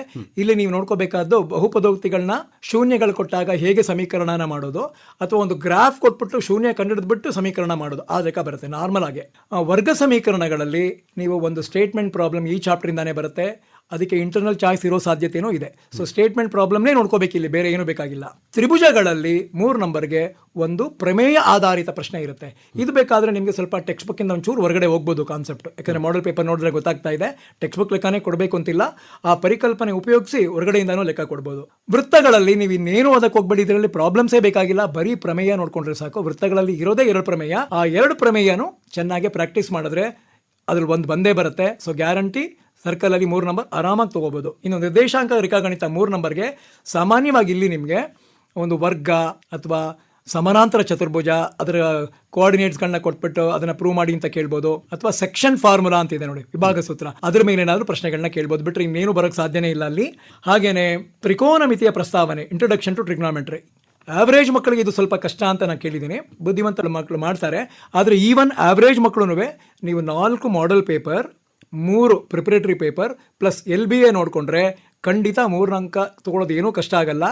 ಇಲ್ಲಿ ನಿಮಗೆ ಐಡೆಂಟಿಟಿ ಮೇಲೆ ಪ್ರಾಬ್ಲಮ್ಸ್ ಕೇಳ್ತಾನೆ, ಚಾಯ್ಸ್ ಇರುತ್ತೆ, ಇಲ್ಲ ಆ್ಯಂಗಲ್ಗಳು ಸ್ಟ್ಯಾಂಡರ್ಡ್ ಆ್ಯಂಗಲ್ ಮೇಲೆ ಪ್ರಾಬ್ಲಮ್ ನೋಡ್ಕೊಳ್ಳಿ, ಇಲ್ಲ ಅದಕ್ಕೆ ಚಾಯ್ಸ್ ಆಗಿ ಐಡೆಂಟಿಟಿ ಕೊಟ್ಟಿರ್ತಾನೆ. ನೀವು ಐಡೆಂಟಿಟೀಸ್ನ ಚೆನ್ನಾಗಿ ಪ್ರಾಕ್ಟೀಸ್ ಮಾಡಿದರೆ ಈ ಲೆಕ್ಕ ಏನೂ ಕಷ್ಟ ಆಗಲ್ಲ. ಇನ್ನು ವೃತ್ತಗಳಿಗೆ ಸಂಬಂಧಿಸಿದ ವಿಸ್ತೀರ್ಣಗಳಲ್ಲಿ ಒಂದು ಪ್ರಶ್ನೆ ಇರುತ್ತೆ 3 ಅಂಕಗಳಿಗೆ. ಇಲ್ಲಿ ನೀವು ನೋಡ್ಕೋಬೇಕಾದ್ದು ಬರೀ ಫಾರ್ಮುಲಾ, ಇಲ್ಲ ಸೆಕ್ಟರ್ದು ಏರಿಯಾ ಕೇಳ್ಬೋದು, ಇಲ್ಲ ಲೆಂತ್ ಆಫ್ ದ ಸೆಕ್ಟರ್ ಕೇಳ್ಬೋದು. ಆದರೆ ಇಲ್ಲೂ ಅಷ್ಟೇ ನೀವು ಬರೀ ಟೆಕ್ಸ್ಟ್ ಬುಕ್ ಪ್ರಾಬ್ಲಮ್ ಮೇಲೆ ಡಿಪೆಂಡ್ ಆಗೋಕ್ಕಾಗಲ್ಲ. ಮಾಡಲ್ ಕ್ವಶನ್ ಪೇಪರು ಮತ್ತು LBAಲಿರೋ ಪ್ರಾಬ್ಲಮ್ಗಳನ್ನೂ ಚೆನ್ನಾಗಿ ಪ್ರಾಕ್ಟೀಸ್ ಮಾಡಬೇಕಾಗುತ್ತೆ. ಇನ್ನು ಸ್ಟ್ಯಾಟಿಸ್ಟಿಕ್ಸಲ್ಲಿ 3 ನಂಬರ್ ತುಂಬ ಈಸಿಯಾಗಿ ತೊಗೋಬೋದು. ಇರೋದೇ 3 ಕಾನ್ಸೆಪ್ಟು: ಮೀನ್, ಮೀಡಿಯನ್, ಮೋಡ್. ಇಂಟರ್ನಲ್ ಚಾಯ್ಸ್ ಇರುತ್ತೆ. ಮೀನ್ ಕೊಟ್ಟರೆ ಮೋಡ್ ಕೊಡ್ಬೋದು, ಇಲ್ಲ ಮೀಡಿಯನ್ ಮೋಡ್ ಕೊಡ್ಬೋದು, ಇಲ್ಲ ಮೋಡ್ ಕೊಡ್ಬೋದು. ಸೊ 3ರಲ್ಲಿ ನೀವು 2 ಕಲ್ತ್ಕೊಂಡ್ರೂ ಸಾಕು.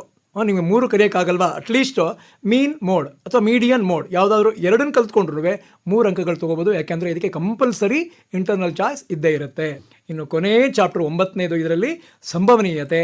ಇದರಲ್ಲಿ 3 ಅಂಕಗಳು ಸುಲಭವಾಗಿ ತೊಗೋಬೋದು. ಸಂಭವನೀಯತೆಯಲ್ಲಿ 3 ಅಂಕ ತೊಗೋಬೇಕು ಅಂದರೆ ನೀವು ಮಾಡಬೇಕಾದಷ್ಟೇ ದಾಳಗಳ ಮೇಲೆ ಲೆಕ್ಕಗಳು, ಇಲ್ಲ ಒಂದು ನಾಣ್ಯನ ಚಿಮ್ಮದಾಗ ಅದು 1 ನಾಣ್ಯ 2 ನಾಣ್ಯ 3 ಸಲ ಚಿಮ್ಮದಾಗ ಈ ಥರದ ಅದ್ರ ಮೇಲಿರೋ ಪ್ರಶ್ನೆಗಳೇ ಬರುತ್ತೆ.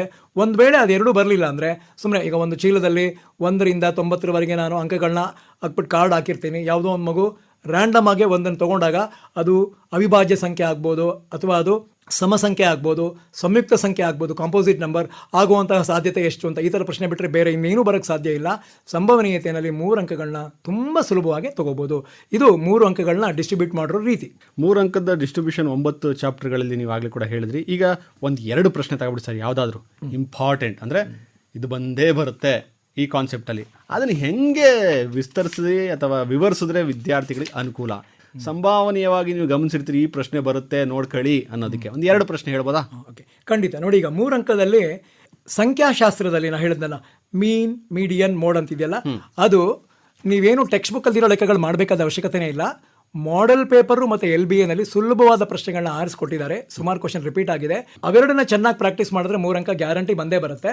ಹಾಗೆಯೇ ಪಾಲಿನಾಮಿಯಲ್ ಚಾಪ್ಟರಲ್ಲಿ ಯಾವುದಾದ್ರೂ ಒಂದು ಸಮೀಕರಣ ಕೊಟ್ಬಿಡ್ತಾನೆ. For example P(x) = x² + 6x + 8 ಅಂತ ಕೊಟ್ಬಿಟ್ಟು ಅದರ ಶೂನ್ಯಗಳನ್ನ ಕಂಡುಹಿಡಿದ್ಬಿಟ್ಟು ತಾಳೆ ನೋಡಿ ಅಂತ ಕೊಡ್ತಾರೆ. ನೋಡಿ, ಎಲ್ಲ ಕ್ವಶನ್ ಪೇಪರ್ನಲ್ಲೂ ಇದು ಕಂಪಲ್ಸರಿ ಇದ್ದೇ ಇದೆ. ಸೊ ನೀವು ಒಂದು ಲೆಕ್ಕ ಕಲ್ತ್ಕೊಂಡ್ಬಿಟ್ರೆ ಯಾವ ಲೆಕ್ಕ ಬೇಕಾದರೂ ಮಾಡ್ಬೋದು. ಸೊ ಅದು ಗ್ಯಾರಂಟಿ. ಹಾಗೇನೆ ಒಂದು ಪ್ರಮೇಯ ಇದ್ದೇ ಇರುತ್ತೆ ಸರ್ಕಲಲ್ಲಿ. ಸೊ ನೀವು ಸರ್ಕಲಲ್ಲಿ 2 ಪ್ರಮೇಯ ನೋಡಿಕೊಂಡ್ರೆ ಸಾಮಾನ್ಯವಾಗಿ ನನ್ನ ಅನುಭವದಲ್ಲಿ ಅತ್ಯಂತ ಹೆಚ್ಚು ಬಾರಿ ಬಂದಿರೋದು ಹೊರಗಿನ ಬಿಂದುವಿನಿಂದ ವೃತ್ತಕ್ಕೆ ಸ್ಪರ್ಶಕಗಳು ಹೇಳಿದಾಗ ಅದು ಸಮನಾಗಿರುತ್ತೆ ಅಂತ ಪ್ರೂವ್ ಮಾಡೋದು ಒಂದು 8ರಿಂದ 9 ಸಲ ಬಂದಿದೆ. ಅದಿಲ್ಲ ಅಂದರೆ ಇನ್ನೊಂದು ಲಂಬವಾಗಿರುತ್ತೆ ಅನ್ನೋ ತೋರಿಸ್ತಿಲ್ಲ, ಅದೊಂದು ಇರುತ್ತೆ. ಸೊ ಆ 2 ಪ್ರಮೇಯ ಕಲ್ತ್ಕೊಂಡ್ರೆ ನೀವು ಒಂದು ಗ್ಯಾರಂಟಿ ಇದ್ದೇ ಇರುತ್ತೆ. 3 ನಂಬರ್ ಈಸಿಯಾಗಿ ತೊಗೋಬೋದು. ಟ್ರಿಗ್ನಾಮೆಟ್ರಿನಲ್ಲಿ ನೀವು ಏನು ಮಾಡಿ ಅಂದರೆ ನಿತ್ಯ ಸಮೀಕರಣಗಳಿಗೆ ಸಂಬಂಧಪಟ್ಟ ಹಾಗೆ ಅದು ಇಂಟರ್ನಲ್ ಚಾಯ್ಸ್ ಇರುತ್ತೆ. ಸಾಮಾನ್ಯವಾಗಿ ಈಗ ವರ್ಗಮೂಲ 1 + sin a / 1 - sin a = secant a + tan a. ಒಂದು ವೇಳೆ ಏನಾದರೂ ಚೇಂಜ್ ಮಾಡಿದ್ರೆ 1 + sin a ಬದಲು 1 + cos a ಕೊಡ್ಬೋದು. ಮೆಥಡ್ ಎಲ್ಲ ಒಂದೇನೆ. ನೀವು ಟ್ರಿಗ್ನಾಮೆಟ್ರಿ ರೇಷಿಯೋ ಕಲ್ತಿರ್ತೀರಾ, ಇದೇ ಮೆಥಡ್ನ ಅದಕ್ಕೆ ಅಪ್ಲೈ ಮಾಡಿ. ಕಾಸ್ ಕೊಟ್ಟರೆ ನಂಗೆ ಮಾಡೋಕ್ಕೆ ಬರಲ್ಲ ಖಂಡಿತ ಹೇಳೋಗಿಲ್ಲ. ನೀವೇನು ಸೈನಿಗೆ ಅಪ್ಲೈ ಮಾಡ್ತೀರಾ ಅದನ್ನು ಕಾಸ್ಗೆ ಅಪ್ಲೈ ಮಾಡಿ. ಅದಕ್ಕೆ ಸಂಬಂಧಪಟ್ಟಿರುವಂಥ 3 ಸೂತ್ರಗಳನ್ನ ಕಲ್ತ್ಕೊಂಡ್ಬಿಟ್ರೆ ಸುಲಭವಾಗಿ ಮಾಡ್ಬೋದು. ಇದಕ್ಕೆ ಇಂಟರ್ನಲ್ ಚಾಯ್ಸ್ ಆಗಿ ಸಾಮಾನ್ಯವಾಗಿ ನಿಮಗೆ ಟ್ರಿಗ್ನಾಮೆಟ್ರಿಕ್ ಟೇಬಲ್ ಮೇಲೆ ಅಂದರೆ sin 0, 30, 45, 60, 90 ಇದು ವ್ಯಾಲ್ಯೂ ಟೇಬಲ್ ಮಾಡೋದನ್ನ ಹೇಳ್ಕೊಟ್ಬಿಟ್ಟಿರ್ತಾರೆ. ನಿಮಗೆ ಕ್ವಶನ್ ಪೇಪರ್ ಕೊಟ್ಟ ತಕ್ಷಣ ನೀವು ಆ ಟೇಬಲ್ನ ಒಂದು ಕಡೆ ಪೆನ್ಸಿಲಲ್ಲಿ ಮಾಡಿ ಇಟ್ಕೊಂಬಿಡಿ. ಅದಕ್ಕೆ ಸಂಬಂಧಪಟ್ಟಿದ್ದ ಲೆಕ್ಕ ಬಂದಿದೆ ಅಂದರೆ ಮಾಡಿ ಇಟ್ಕೊಂಡ್ಬಿಟ್ಟು ಅದನ್ನು ಸಾಲ್ವ್ ಮಾಡಿ, ಸುಲಭ ಆಗುತ್ತೆ. ಯಾಕೆಂದರೆ ವ್ಯಾಲ್ಯೂ ಸಬ್ಸ್ಟಿಟ್ಯೂಟ್ ಮಾಡೋದು, ಸಿಂಪ್ಲಿಫೈ ಮಾಡೋದು ಅಷ್ಟೇ. ಆ ಪ್ರಶ್ನೆನ ಆಯ್ಕೆ ಮಾಡ್ಕೊಳ್ಳುವಾಗ ನೀವು ಸ್ವಲ್ಪ ಕೇರ್ಫುಲ್ ಆಗಿರಿ. ನಿಮಗೆ ಐಡೆಂಟಿಟೀಸ್ ಚೆನ್ನಾಗಿ ಬರುತ್ತೆ ಅಂದರೆ ಐಡೆಂಟಿಟಿ ಲೆಕ್ಕನೇ ತೊಗೊಳ್ಳಿ. ಯಾರಿಗೆ ಐಡೆಂಟಿಟಿ ಕಷ್ಟ ಆಗುತ್ತೆ ಅವ್ರಿಗೆ ನಮಗೆ ಸ್ಟ್ಯಾಂಡರ್ಡ್ ಆ್ಯಂಗಲ್ಸ್ ಬಗ್ಗೆ ಚೆನ್ನಾಗಿ ಬರುತ್ತೆ ಅಂದರೆ ಅದನ್ನೇ ತೊಗೊಳ್ಳಿ. ಆಯ್ಕೆ ನಿಮ್ಮದೇ ಆಗಿರುತ್ತೆ. ಎರಡನ್ನೂ ಪ್ರಾಕ್ಟೀಸ್ ಮಾಡೋದು ಒಳ್ಳೆಯದು. ಈಗ answer the following questions. 5th main 4 ಅಂಕದ ಪ್ರಶ್ನೆ ಸಾರ್. ಇದು 16 ಅಂಕ ಇದರಲ್ಲಿದೆ ಅಲ್ವಾ? 27, 16 ಇವೆರಡು ನೋಡ್ಕೊಬಿಟ್ರೆ ಫಸ್ಟ್ ಕ್ಲಾಸ್. 4 ಅಂಕಗಳ 4 ಪ್ರಶ್ನೆ ಇರುತ್ತೆ, ಒಟ್ಟು 16 ಅಂಕಗಳಿಗೆ. ಇದರಲ್ಲಿ ಮತ್ತೆ 2 ಇಂಟರ್ನಲ್ ಚಾಯ್ಸ್ ಇದೆ. ಅದು ಯಾವ ಚಾಪ್ಟರಿಂದ ಬರುತ್ತೆ ಅಂತ ಕ್ಲಿಯರ್ ಆಗಿ ಹೇಳಿರೋದ್ರಿಂದ ನೀವು ಪ್ರಾಕ್ಟೀಸ್ ಮಾಡೋದು ಏನೂ ಕಷ್ಟ ಇಲ್ಲ. 4 ಅಂಕದಲ್ಲಿ ಒಂದು ಗ್ರಾಫ್ ಇದ್ದೇ ಇರುತ್ತೆ. ನಿಮ್ಮ ಉತ್ತರ ಪತ್ರಿಕೆಯಲ್ಲಿ ಕೊನೆಯಲ್ಲಿ ಗ್ರಾಫ್ ಪ್ರಿಂಟ್ ಆಗಿರುತ್ತೆ.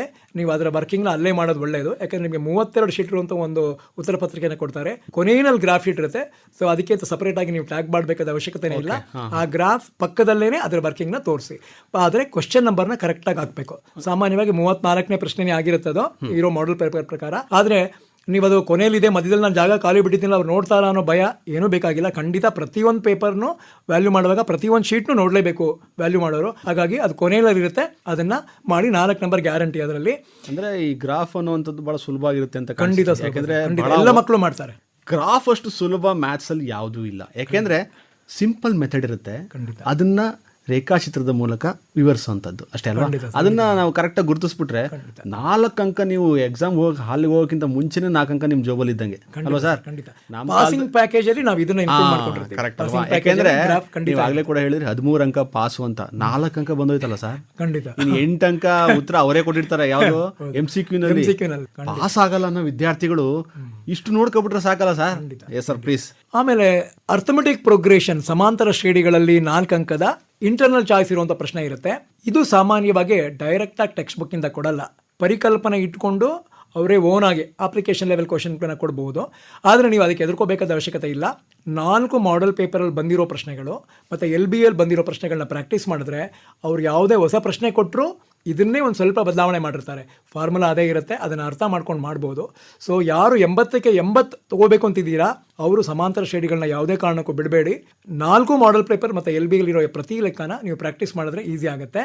ಒಂದು ಪ್ರಮೇಯ ಕೊಡಲೇಬೇಕು 4 ಅಂಕಕ್ಕೆ. ಈ ಪ್ರಮೇಯದಲ್ಲಿ ನಿಮಗೆ ಸರ್ಕಲಿಂದ ಕೊಡೋ ಆಗಿಲ್ಲ, ಅದು 3 ಅಂಕದಲ್ಲಿ ಕೊಟ್ಟಾಗೋಗಿದೆ. ಸೊ ಹಾಗಾದರೆ ಏನು ನೋಡ್ಕೋಬೇಕು? 4 ಪ್ರಮೇಯ ಇದೆ.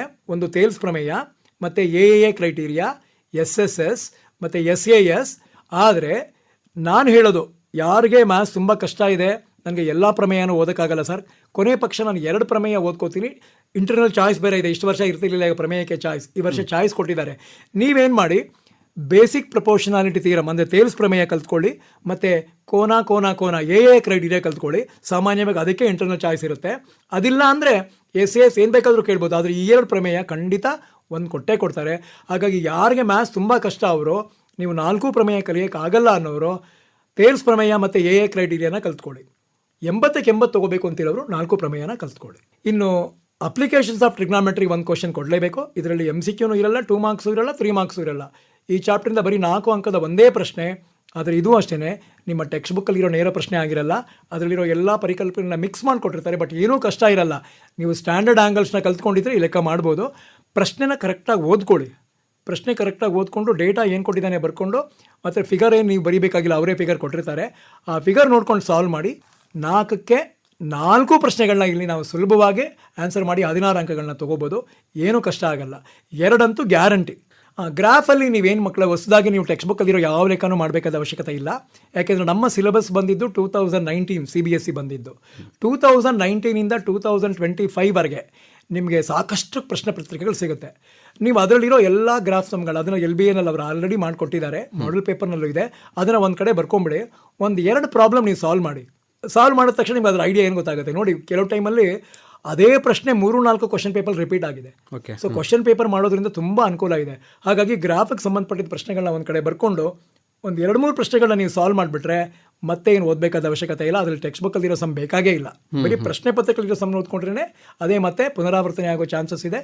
ಮಾಡೆಲ್ ಪೇಪರ್ LBA ಸಾಕು. ಇನ್ನು ಪ್ರಮೇಯ ನಾನು ಆಗಲೇ ಹೇಳಿದೆ ನಿಮಗೆ, ತೇಲ್ಸ್ ಪ್ರಮೇಯನ ಚೆನ್ನಾಗಿ ಕಲ್ತ್ಕೊಳ್ಳಿ, AA ಕ್ರೈಟೀರಿಯಾನ ಚೆನ್ನಾಗಿ ಕಲ್ತ್ಕೊಳ್ಳಿ.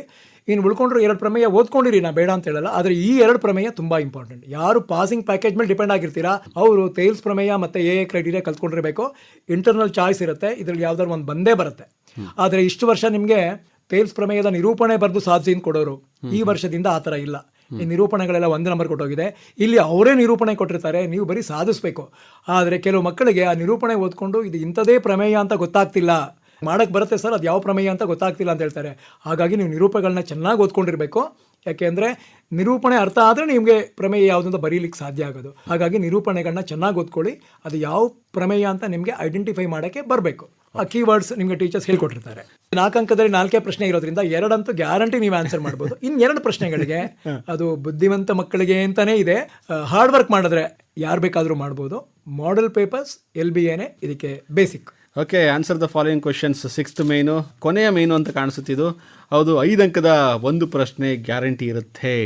ಅದರಲ್ಲಿ ಯಾವ ಪ್ರಶ್ನೆ ಬರಬಹುದು, ಯಾವ ಚಾಪ್ಟ್ರಲ್ಲಿ ಬರ್ಬೋದು ಸರ್? ಈಗ ನಿಮಗೆ ಯಾವುದೇ ಗೊಂದಲ ಇಲ್ಲ. ಇಷ್ಟು ವರ್ಷ ನಮಗೆ 5 ಅಂಕದ್ದು 2-3 ಚಾಪ್ಟರ್ ನೋಡ್ಕೋಬೇಕಾಗಿತ್ತು. ಹೌದು, ಈಗ ಆ ಥರ ಇಲ್ವೇ ಇಲ್ಲ. ರಿಸರ್ವ್ ಮಾಡಿಟ್ಬಿಟ್ಟಿದ್ದಾರೆ. 5 ಅಂಕದ್ದು ಸರ್ಫೇಸ್ ಏರಿಯಾ ಆ್ಯಂಡ್ ವಾಲ್ಯೂಮ್ ಮೇಲ್ಮೈ ವಿಸ್ತೀರ್ಣಗಳು ಮತ್ತು ಘನಪರಗಳು ಚಾಪ್ಟರ್ಲ್ಲೇ ಕೊಡಬೇಕು ಅಂತ. ಈ ಚಾಪ್ಟರ್ಗೆ ಒಟ್ಟು 7 ಅಂಕಗಳಿದೆ. ಅದರಲ್ಲಿ 2 ನಿಮಗೆ ಒಂದು MCQ 1 ಮಾರ್ಕ್ ಕೊಟ್ಬಿಟ್ಟಿರ್ತಾರೆ ಫಾರ್ಮುಲಾ ಬೇಸ್ಡ್. ಇಲ್ಲಿ ನಿಮಗೆ 5 ಅಂಕದ ಒಂದು ಪ್ರಶ್ನೆ ಇರುತ್ತೆ. ಆದರೆ ಇದನ್ನು ನಿಮಗೆ ನೇರವಾಗಿ ಟೆಕ್ಸ್ಟ್ ಬುಕ್ಕಿಂದ ಕೊಡಲ್ಲ. ಕಾನ್ಸೆಪ್ಟ್ ಇರುತ್ತೆ, ಪರಿಕಲ್ಪನೆ ಇರುತ್ತೆ. ಇದು application level, on the spot ಅವರೇ ಕ್ರಿಯೇಟ್ ಮಾಡಿರೋ ಪ್ರಶ್ನೆ ಆಗಿರುತ್ತೆ. ನಿಮಗೆ ಯಾವುದೇ ಗೈಡಲ್ಲಾಗಲಿ ಅಥವಾ ಇದರಲ್ಲೆಲ್ಲ ಸಿಗಲ್ಲ. ಆದರೆ ಹೇಗೆ ಪ್ರಿಪೇರ್ ಆಗೋದು? ಏನಿಲ್ಲ, 4 ಮಾಡೆಲ್ ಪೇಪರಲ್ಲಿ ಮತ್ತು ಈ 3 ಪ್ರಿಪರೇಟರಿ ಬಂದಿರೋ ಪ್ರಶ್ನೆಗಳನ್ನ ನೋಡಿಕೊಂಡ್ರೆ ನಿಮಗೆ ಗೊತ್ತಾಗುತ್ತೆ ಇದು ಕಾಂಬಿನೇಷನ್ ಆಫ್ ಸಾಲಿಡ್ ಆಗಿರುತ್ತೆ. ಸೊ ನೀವು ಯಾವ್ಯಾವ ಸಾಲಿಡ್ ಕಲ್ತಿರ್ತೀರಾ, ಇಲ್ಲಿ ಸಿಲಿಂಡರ್ ಕಲ್ತಿರ್ತೀರಾ, ಹೆಮಿಸ್ಪಿಯರ್ ಕಲ್ತಿರ್ತೀರಾ, ಮತ್ತು ಕೋನ್ ಕಲ್ತಿರ್ತೀರಾ. ಸೊ ಸಾಮಾನ್ಯವಾಗಿ ಅವ್ರು ಏನು ಮಾಡ್ತಾರೆ, ಹೆಮಿಸ್ಪಿಯರು, ಕೋನು, ಸಿಲಿಂಡರ್ 3 ಸೇರಿಸಿ ಒಂದು ಟಾಯ್ ಆಗಿರ್ಬೋದು ಅಥವಾ ಒಂದು ರಾಕೆಟ್ ಥರದ್ದು ಯಾವುದೋ ಒಂದು ಮಾದರಿ ಕೊಟ್ಟಿರ್ತಾರೆ. ಕೊಟ್ಬಿಟ್ಟು ಅದರಲ್ಲಿ 5 ನಂಬರ್ ಆದ್ದರಿಂದ ಅವ್ರು ಏನು ಮಾಡ್ಬೋದು, ಅದರ ಘನಫಲ ಕಂಡಿಡಿಯನ್ನು ಕೇಳ್ಬೋದು, ವಾಲ್ಯೂಮ್ ಕೇಳ್ಬೋದು, ಇಲ್ಲ ಸರ್ಫೇಸ್ ಏರಿಯಾ ಕೇಳ್ಬೋದು, ಇಲ್ಲ ಎರಡೂ ಕಂಬೈನ್ ಮಾಡಿ ಕೇಳ್ಬೋದು. ಸೊ ಇಲ್ಲಿ ನಿಮಗೆ ಗೊತ್ತಿರಬೇಕಾದ ಇಷ್ಟೇ, ಆಕೃತಿಗಳ ಘನಫಲ ಮತ್ತು ಮೇಲ್ಮೈ ವಿಸ್ತೀರ್ಣ ಕಂಡುಹಿಡಿಯುವಂಥ ಸೂತ್ರಗಳು ಗೊತ್ತಿದ್ದರೆ ಸಾಕು. ಮತ್ತು ಅದನ್ನು ಹೇಗೆ ಅಪ್ಲೈ ಮಾಡಬೇಕು ಅಂತ ತಿಳ್ಕೊಂಡಿರಬೇಕು. ಆ ಸೂತ್ರಗಳನ್ನ ಬರೆದು ಅವುಗಳನ್ನ ಕರೆಕ್ಟಾಗಿ ಸಬ್ಸ್ಟಿಟ್ಯೂಟ್ ಮಾಡಿ ಸಿಂಪ್ಲಿಫೈ ಮಾಡಿದ್ರೆ 5ಕ್ಕೆ 5 ಈಸಿಯಾಗಿ ತೊಗೋಬೋದು. ಒಂದು ವೇಳೆ ನನಗೆ ತುಂಬ ಕಷ್ಟ ಸರ್ ಮ್ಯಾಥ್ಸು, ನಾನು ಬರೀ ಪಾಸಿಂಗ್ ಪ್ಯಾಕೇಜ್ಗೆ ಪ್ರಿಪೇರ್ ಆಗಿದ್ದೀನಿ, ನನ್ನ ಕೈನಲ್ಲಿ ಈ ಪ್ರಶ್ನೆ ಆಗಲ್ಲ, ಖಂಡಿತ ಹೆದರ್ಕೋಬೇಕಾದ ಅವಶ್ಯಕತೆ ಇಲ್ಲ. ಈ ಪ್ರಶ್ನೆನ ಅಟೆಂಡ್ ಮಾಡಿ ಆ ಫಿಗರ್ಗೆ ಅಲ್ಲಿರುವಂತಹ, ಈಗ 3 ಸಾಲಿಡ್ ಕೊಟ್ಟಿರ್ತಾರೆ ಅಂದ್ಕೊಳ್ಳಿ, ಒಂದು ಹೆಮಿಸ್ಪಿಯರ್ ಕೊಟ್ಟಿರ್ತಾರೆ, ಕೋನ್ ಕೊಟ್ಟಿರ್ತಾರೆ, ಸಿಲಿಂಡರ್ ಕೊಟ್ಟಿರ್ತಾರೆ. ಅದಕ್ಕೆ ಸಂಬಂಧಪಟ್ಟಿದ್ದು ಫಾರ್ಮುಲಾ ಬರೀರಿ, 1 ನಂಬರ್ ಸಿಕ್ಬಿಡುತ್ತೆ. ಬಿಟ್ಬಿಡೋದು ಬೇಡ, ನಂಗೆ ಕಷ್ಟ ಅಂತ. ಅದಕ್ಕೆ ಸಂಬಂಧಪಟ್ಟಿದ್ದು ಏನಾದರೂ ಒಂದು ರೇಡಿಯಸ್ ಕಂಡುಹಿಡಿದ್ರೆ ಸಾಕು, 1 ನಂಬರ್ ಸಿಗುತ್ತೆ. ಯಾಕೆಂದರೆ ಪ್ರತಿ ಹಂತಗಳಿಗೂ ಗಣಿತದಲ್ಲಿ ಅಂಕ ಇರೋದ್ರಿಂದ ನಮ್ಗೆ 5ಕ್ಕೆ 5 ಆಗದೆ ಹೋದರೂ ಕೊನೆಯ ಪಕ್ಷ 2 ಅಂಕನಾದ್ರು ತೊಗೋಬೋದು. ಅದರಿಂದ ಯಾವುದೇ ಪ್ರಶ್ನೆಗಳನ್ನು ಬಿಡಬೇಕಾಗಿಲ್ಲ. 38 ಪ್ರಶ್ನೆಗಳನ್ನು ಅಟೆಂಡ್ ಮಾಡಿ. ಒಂದು ವೇಳೆ ಯಾವುದಾದ್ರೂ ಒಂದು ಪ್ರಶ್ನೆಯಲ್ಲಿ ಡೇಟಾ ತಪ್ಪಾಗಿದ್ದು, ಪ್ರಿಂಟಿಂಗ್ ಮಿಸ್ಟೇಕ್ ಏನಾದ್ರು ಆಗಿದ್ದರೆ, ಯಾರು ಅಟೆಂಡ್ ಮಾಡಿರ್ತಾರೆ ಅವ್ರಿಗೆ ಮಾತ್ರ ಫುಲ್ ಮಾರ್ಕ್ಸ್ ಸಿಗುತ್ತೆ. ಅಟೆಂಡ್ ಮಾಡಿಲ್ಲ ಅಂದರೆ ಮಾರ್ಕ್ಸ್ ಕೊಡಲ್ಲ. ಹಾಗಾಗಿ ಪ್ರತಿ ಪ್ರಶ್ನೆಗಳನ್ನ ಪ್ರಶ್ನೆ ನಂಬರ್ ಬರೆದು ನೀವು ಅಟೆಂಡ್ ಮಾಡಿರಲೇಬೇಕು. ಆವಾಗ ನಿಮಗೆ ಆ ಪ್ರಶ್ನೆ ಒಂದು ವೇಳೆ ತಪ್ಪಾಗಿತ್ತು ಅಂದ್ಕೊಳ್ಳಿ, ಹಿಂದೆ ಸಾಧ್ಯತೆಗಳಾಗಿದೆ ಆ ಥರ ಒಂದು ಸಣ್ಣ ಮಿಸ್ಟೇಕ್ ಆಗಿತ್ತು, ಹಾಗಾಗಿ 4ಕ್ಕೆ 4 ಎಲ್ರಿಗೂ ಗ್ರೇಸ್ ಸಿಕ್ತು. ಯಾರಿಗೆ ಸಿಕ್ತು? ಆ ಪ್ರಶ್ನೆ ಅಟೆಂಡ್ ಮಾಡಿದವ್ರಿಗೆ ಮಾತ್ರ. ಹಾಗಾಗಿ ಗಣಿತದಲ್ಲಿ ಎಲ್ಲ ಪ್ರಶ್ನೆಗಳನ್ನೂ ಅಟೆಂಡ್ ಮಾಡೋದು ತುಂಬ ಮುಖ್ಯ. ಕೊನೆಯ ಒಂದು ಮೇನ್ ಇದು 5 ಅಂಕದ್ದು ಒಂದೇ ಪ್ರಶ್ನೆ ಬರುವಂಥದ್ದು ಅಲ್ವಾ ಸರ್? ಒಂದೇ ಪ್ರಶ್ನೆ ಸರ್, ಒಂದೇ ಪ್ರಶ್ನೆ ಬರುವಂಥದ್ದು. ಮತ್ತು ನೀವು ಅದನ್ನು ಚಾಯ್ಸ್ ಕೂಡ ಇದೆ ನಿಮಗೆ, ಅಲ್ಲಿ ಇಂಟರ್ನಲ್ ಚಾಯ್ಸ್ ಇದೆ. ಇಂಟರ್ನಲ್ ಚಾಯ್ಸ್ ಇದೆ, ಯಾವ್ದು ಬೇಕಾದ್ರೆ ಆಯ್ಕೆ ಮಾಡ್ಕೋಬೋದು. ನೀವು ಆಗಲೇ ಕೂಡ ಹೇಳಿದ್ರಿ, ಸಿಲಿಂಡರ್ ಸಂಬಂಧಪಟ್ಟಂಗೆ ಇದು ರೇಖಾಚಿತ್ರ ಇರುತ್ತೆ, ಆ ರೇಖಾಚಿತ್ರದ ಬಗ್ಗೆ ಒಂದು ಸೂತ್ರವನ್ನು ಹಾಕಿ ಬರೆಯುವಂಥದ್ದು. ಮ್ಯಾಥಮೆಟಿಕ್ಸಲ್ಲಿ ನಾವೆಲ್ಲ ಓದ್ಬೇಕಾದ್ರೆ ಭಾಳಷ್ಟು ಸೂತ್ರಗಳಿತ್ತು ಬಿಡಿ. ಇವಾಗ ಎಷ್ಟು ಸೂತ್ರಗಳಿಗೆ ನಿಗದಿ ಆಗಿಬಿಟ್ಟಿದೆ. ಯಾಕೆಂದರೆ ನೀವು ಹೇಳಿದ್ರಿ ಸೂತ್ರ ಬರೆದ್ಬಿಟ್ರೆ ಸಾಕು, ಈಗ 1 ಅಂಕಕ್ಕೂ ಬರುತ್ತೆ, 2 ಅಂಕಕ್ಕೂ ಬರುತ್ತೆ, 3ಕ್ಕೂ ಬರುತ್ತೆ, 4ಕ್ಕೂ ಬರುತ್ತೆ, 5ಕ್ಕೂ ಬರುತ್ತೆ ಅಲ್ವಾ? ಬರೀ ಸೂತ್ರವನ್ನೇ ಚೆನ್ನಾಗಿ ಕಲ್ತ್ಕೊಬಿಟ್ರೆ, ಸೂತ್ರ ಬರೆದ್ಬಿಟ್ರೆ 1 ಅಂಕ. ಖಂಡಿತ. ಅವನು ಇನ್ನು ಸ್ವಲ್ಪ ಎಫರ್ಟ್ ಹಾಕ್ಬಿಟ್ಟು ಏನಾದ್ರು ಬರಿತೀನಿ ಅಂತ ಹೇಳಿ ನೆಕ್ಸ್ಟ್ ಸ್ಟೆಪ್ ಅವನು ಕ್ಲಿಯರ್ ಆಗೋಯ್ತು ಅಂದ್ರೆ ಅಲ್ವಾ? ಅದಕ್ಕೆ ಎಷ್ಟು ಸೂತ್ರಗಳಿದೆ ಸರ್ ಇಲ್ಲಿ? ಈಗ ಇಲ್ಲಿ ಸೂತ್ರಗಳು ಅಂತ ತಗೊಂಡಾಗ ನಾವು ಟ್ರಿಗ್ನಾಮೆಟ್ರಿ, ಮತ್ತೆ ಕ್ವಾಡ್ರಾಟಿಕ್ ಇಕ್ವೇಷನ್ನು, ಆಮೇಲೆ ಸ್ಟ್ಯಾಟಿಸ್ಟಿಕ್ಸು, ಆಮೇಲೆ ಸರ್ಫೇಸ್ ಏರಿಯಾ ಅಂಡ್ ವಾಲ್ಯೂಮ್, ಈ ಚಾಪ್ಟರ್ಗಳಲ್ಲಿ ಫಾರ್ಮುಲಾಗಳಿವೆ. ಆ ಚಾಪ್ಟರ್ ನಿಮಗೆ ಲೆಕ್ಕ ಮಾಡಕ್ಕೆ ಬರದೇ ಹೋದ್ರು ಅಟ್ಲೀಸ್ಟ್ ನೀವು ಫಾರ್ಮುಲಾ ಬರೆದ್ರೆ, ಸಬ್ಸ್ಟಿಟ್ಯೂಟ್ ಮಾಡಿದ್ರೆ 1-2 ಅಂಕಗಳು ಖಂಡಿತ ತಗೋಬಹುದು. ಸೊ ಟೆಕ್ಸ್ಟ್ ಬುಕ್ ಅಲ್ಲಿರೋ ಎಲ್ಲ ಸೂತ್ರಗಳು ಒಂದ್ ಕಡೆ ಬರೆದಿಟ್ಕೊಂಡು ಪ್ರಾಕ್ಟೀಸ್ ಮಾಡಿದ್ರೆ ನೀವು 10ರಿಂದ 12 ಅಂಕ ಖಂಡಿತ ತಗೋಬಹುದು. ಸೂತ್ರಗಳಿಂದಾನೇ ತಗೋಬಹುದು.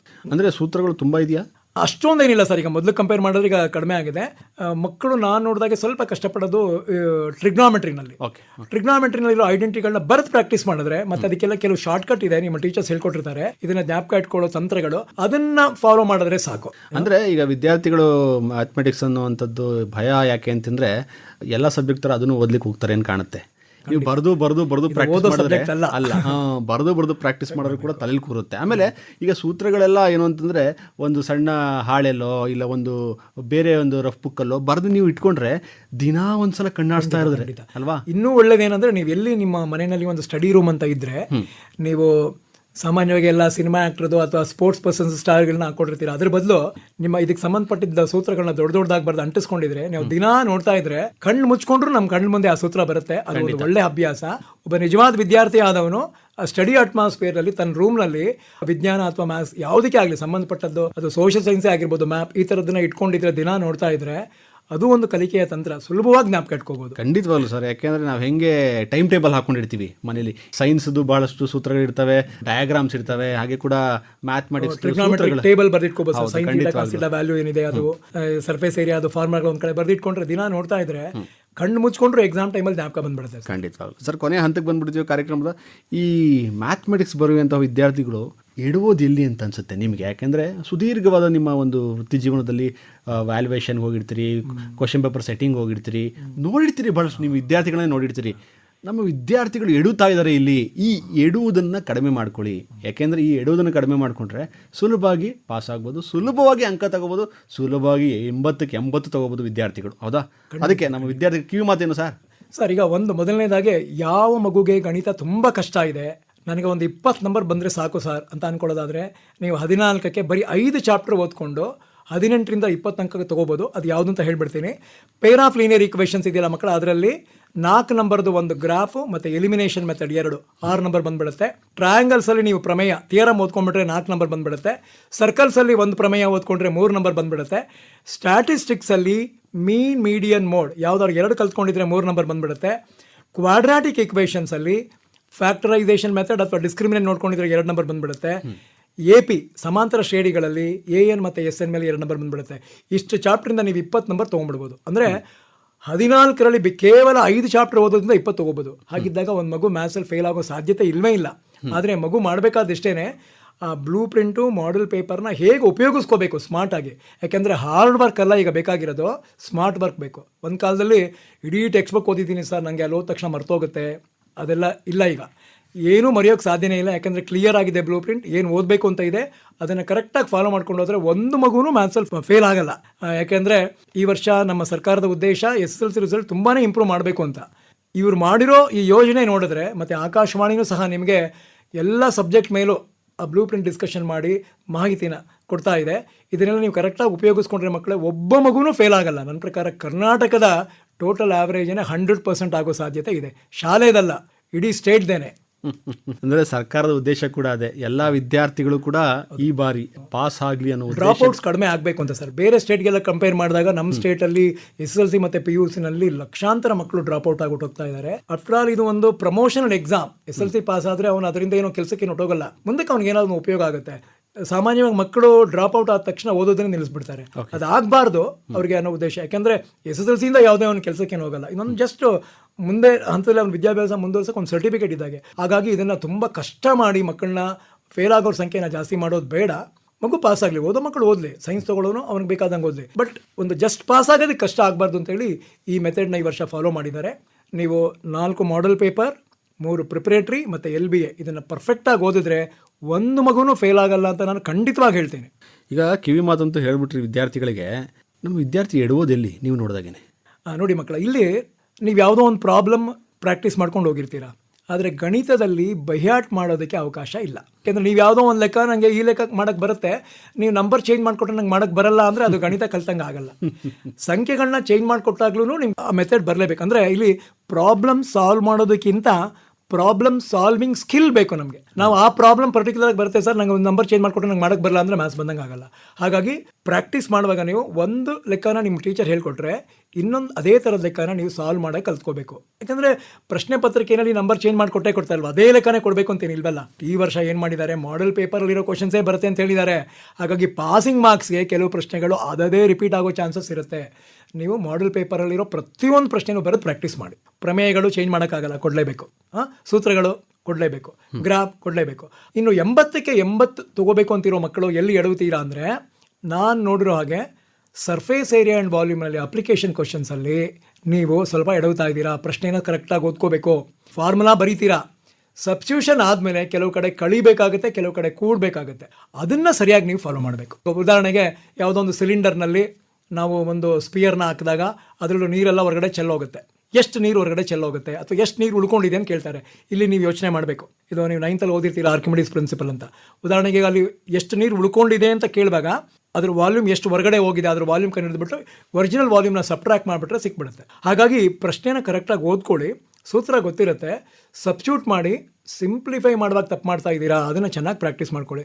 ನಿಮಗೆ 80ಕ್ಕೆ 80 ಬರಬೇಕು ಅಂದರೆ ಇದೊಂದು ಕ್ವಶನ್ ತುಂಬಾ ಮುಖ್ಯ. 5 ನಂಬರ್ದು ಇದುವರೆಗೂ ನಾನು ನೋಡ್ತಿರೋದ್ರಲ್ಲಿ ಮಾರ್ಕ್ಸ್ ಹೋಗ್ತಾ ಇರೋದೇ ಅಲ್ಲಿ. ಅದಕ್ಕೆ ಸ್ವಲ್ಪ ಹೆಚ್ಚು ಹೊತ್ಕೊಳ್ಳಿ. ಏನಿಲ್ಲ, ಮಾಡೆಲ್ ಪೇಪರ್ಲಿರೋ ಕ್ವಶನ್ಸ್ಗಳನ್ನ ಸಾಲ್ವ್ ಮಾಡಿ, ಪ್ಲಸ್ 3 ಪ್ರಿಪರೇಟರಿದನ್ನ ಸಾಲ್ವ್ ಮಾಡಿ, LBA ಸಾಲ್ವ್ ಮಾಡಿ, ಸಾಕು. ನಿಮಗೆ ಯಾವುದೇ ಪ್ರಶ್ನೆ ಕೊಟ್ಟರು ಖಂಡಿತ ಮಾಡ್ಬೋದು. ಭಾಳ ಸಂತೋಷ ಸರ್. ಆಕಾಶವಾಣಿ ಬಂದು ಭಾಳ ಸುದೀರ್ಘವಾಗಿ ತಮ್ಮ ಒಂದು ವೃತ್ತಿ ಜೀವನದ ಅನುಭವಗಳನ್ನು, ಹಾಗೆ ಕೂಡ ಯಾವ ಪ್ರಶ್ನೆಗಳು ಬಂದರೆ ಹೆಂಗೆ ಸುಲಭವಾಗಿ ನಾವು ಉತ್ತರವನ್ನು ಕೊಡಬೇಕು. ಈಗಾಗಲೇ ಕೂಡ ಇಲಾಖೆಯವರು ಕೂಡ ಏನು ಬ್ಲೂ ಪ್ರಿಂಟ್ ಹಾಗೆ ಕ್ವಶನ್ ಪೇಪರ್ನ ಏನು ಬಿಟ್ಟಿದ್ದಾರೆ, ಆ ಪ್ರಶ್ನೆ ಪತ್ರಿಕೆಗಳನ್ನೇ ನೋಡಿಕೊಂಡ್ರೆ ಸಾಕಾಗುತ್ತೆ, ಹೆಚ್ಚಿಗೆ ಅವಶ್ಯಕತೆ ಇಲ್ಲ. ಈಗ ಅಂದರೆ ಮೊದಲು ಪ್ರಕಾರ ಇಡೀ ಬುಕ್ಕನ್ನು ಓದಿ, ನೋಟ್ಸನ್ನು ಓದಿ, ರೆಫರ್ ಮಾಡಿ ಭಾಳ ಕಷ್ಟಪಡಬೇಕಾಗಿತ್ತು. ಆ ಕಷ್ಟವನ್ನು ಪಡುವಂತಹ ಅವಶ್ಯಕತೆ ವಿದ್ಯಾರ್ಥಿಗಳಿಗೆ ಇಲ್ಲ ಈಗ ಅಲ್ವಾ. ನೀವು ಆಗಲೇ ಕೂಡ ಹೇಳಿದ್ರೆ ಹಾರ್ಡ್ ವರ್ಕ್ ಅವಶ್ಯಕತೆನೇ ಇಲ್ಲ ಈಗ. ಸ್ಮಾರ್ಟ್ ವರ್ಕ್, ಹಾರ್ಡ್ ವರ್ಕ್ ಮುಗಿದೋಯ್ತು ಸಮಯ, ಈಗ ಸ್ಮಾರ್ಟ್ ವರ್ಕ್ ಸಮಯ ಕೂಡ. ಯಾಕೆಂದರೆ ನೀವು ಎಷ್ಟು ಕಡಿಮೆ ಸಮಯದಲ್ಲಿ ಅದನ್ನು ಗ್ರಹಿಸ್ಕೊಂತೀರಾ, ಅದನ್ನು ಸಾಲ್ವ್ ಮಾಡ್ತೀರಾ, ಅದು ಭಾಳ ಮುಖ್ಯ ಆಗುತ್ತೆ. ಯಾಕೆಂದರೆ ಎಲ್ಲ ಕೂಡ ನಿಮ್ಮ ಕೈಲೇ ಇರೋದ್ರಿಂದ ಅದನ್ನು ಬಳಸ್ಕೊಳ್ಳಿ ಅನ್ನೋ ಉದ್ದೇಶನೂ ಕೂಡ ಹೌದು. ಸರ್, ಈಗ ಕಾರ್ಯಕ್ರಮ ಕೇಳಿದ್ಮೇಲೆ ಅವರು ವಿದ್ಯಾರ್ಥಿಗಳಿಗೆ ಕೆಲವೊಂದು ಅನುಮಾನ ಹುಟ್ಟುಕತ್ತು ಅಂತಂದಮೇಲೆ ನಿಮ್ಮನ್ನು ಸಂಪರ್ಕ ಮಾಡಿ ಕೂಡ ಅವರು ತಮ್ಮ ಸಮಸ್ಯೆಯನ್ನು ಬಗೆಹರಿಸ್ಕೊಳ್ತಾರೆ ಅಂತ ಹೇಳ್ತಾ ನಂಬರ್ ಕೊಟ್ಟರೆ ಭಾಳ ಅನುಕೂಲ ಆಗುತ್ತೆ ಸರ್. ಖಂಡಿತ ಸರ್. ನನ್ನ ದೂರವಾಣಿ ಸಂಖ್ಯೆ 9632874056. ಓಕೆ, ಇದು ಪ್ರದೀಪ್ KR ಅವರ ದೂರವಾಣಿ ಸಂಖ್ಯೆ 9632874056 9632874056. ಈ ದೂರವಾಣಿ ಸಂಖ್ಯೆಗೆ ತಾವು ಕರೆ ಮಾಡಿ ಹೆಚ್ಚಿನ ಮಾಹಿತಿನ ಪಡ್ಕೋಬೋದು. ಇನ್ನು ಹೇಗೆ ಸುಲಭೀಕರಿಸಬಹುದು ಅನ್ನುವಂಥದ್ದು, ಅಂದರೆ ಗಣಿತವನ್ನು ಕಬ್ಬಿಣದ ಕಡಲೆ ಅಲ್ಲ, ಅದು ಸರಳವಾದ ಕಡಲೆನೇ, ಆರಾಮಾಗಿ ತಿನ್ನಿ, ಆದರೆ ಭಯಪಡೋ ಅವಶ್ಯಕತೆ ಇಲ್ಲ. ಆದರೆ ಕರೆ ಮಾಡಬೇಕಾದ್ರೆ ಅವ್ರು 5 ಗಂಟೆ ನಂತರ ಒಂದು 6-7 ಗಂಟೆ ಒಳಗಡೆ ನೀವು ಕರೆ ಮಾಡಿ ಅವರ ವೈಯಕ್ತಿಕ ಸಮಯಕ್ಕೂ ಒಂದು ಮನ್ನಣೆ ಕೊಡ್ತಾ ಹೆಚ್ಚಿನ ಮಾಹಿತಿಯನ್ನು ಪಡ್ಕೊಳ್ಳಿ. ಮ್ಯಾಥಮೆಟಿಕ್ಸ್ ಬರೀತಾ ಇರುವಂಥ ವಿದ್ಯಾರ್ಥಿಗಳಿಗೆ ಶುಭವಾಗಲಿ, ಒಳ್ಳೆಯದಾಗಲಿ. ಈ ಬಾರಿ ಎಲ್ಲರೂ ಕೂಡ ಪಾಸ್ ಆಗಲಿ ಅನ್ನುವ ಉದ್ದೇಶ ಸರ್ಕಾರದ್ದು, ಹಾಗೆ ಇಲಾಖೆಯವ್ರದ್ದು, ಹಾಗೆ ನಮ್ಮ ಆಕಾಶವಾಣಿದು ಕೂಡ ಹೇಳ್ತಾ ಸರ್, ಇಷ್ಟೊತ್ತು ಕಾರ್ಯಕ್ರಮದಲ್ಲಿ ಭಾಗವಹಿಸಿ ಮಾಹಿತಿ ಮಾಡಿಕೊಟ್ಟಿದ್ದೀವಿ. ಧನ್ಯವಾದ ಸರ್. ನಮಸ್ಕಾರ. ನಮಸ್ಕಾರ ಸರ್. ನಮಸ್ಕಾರ.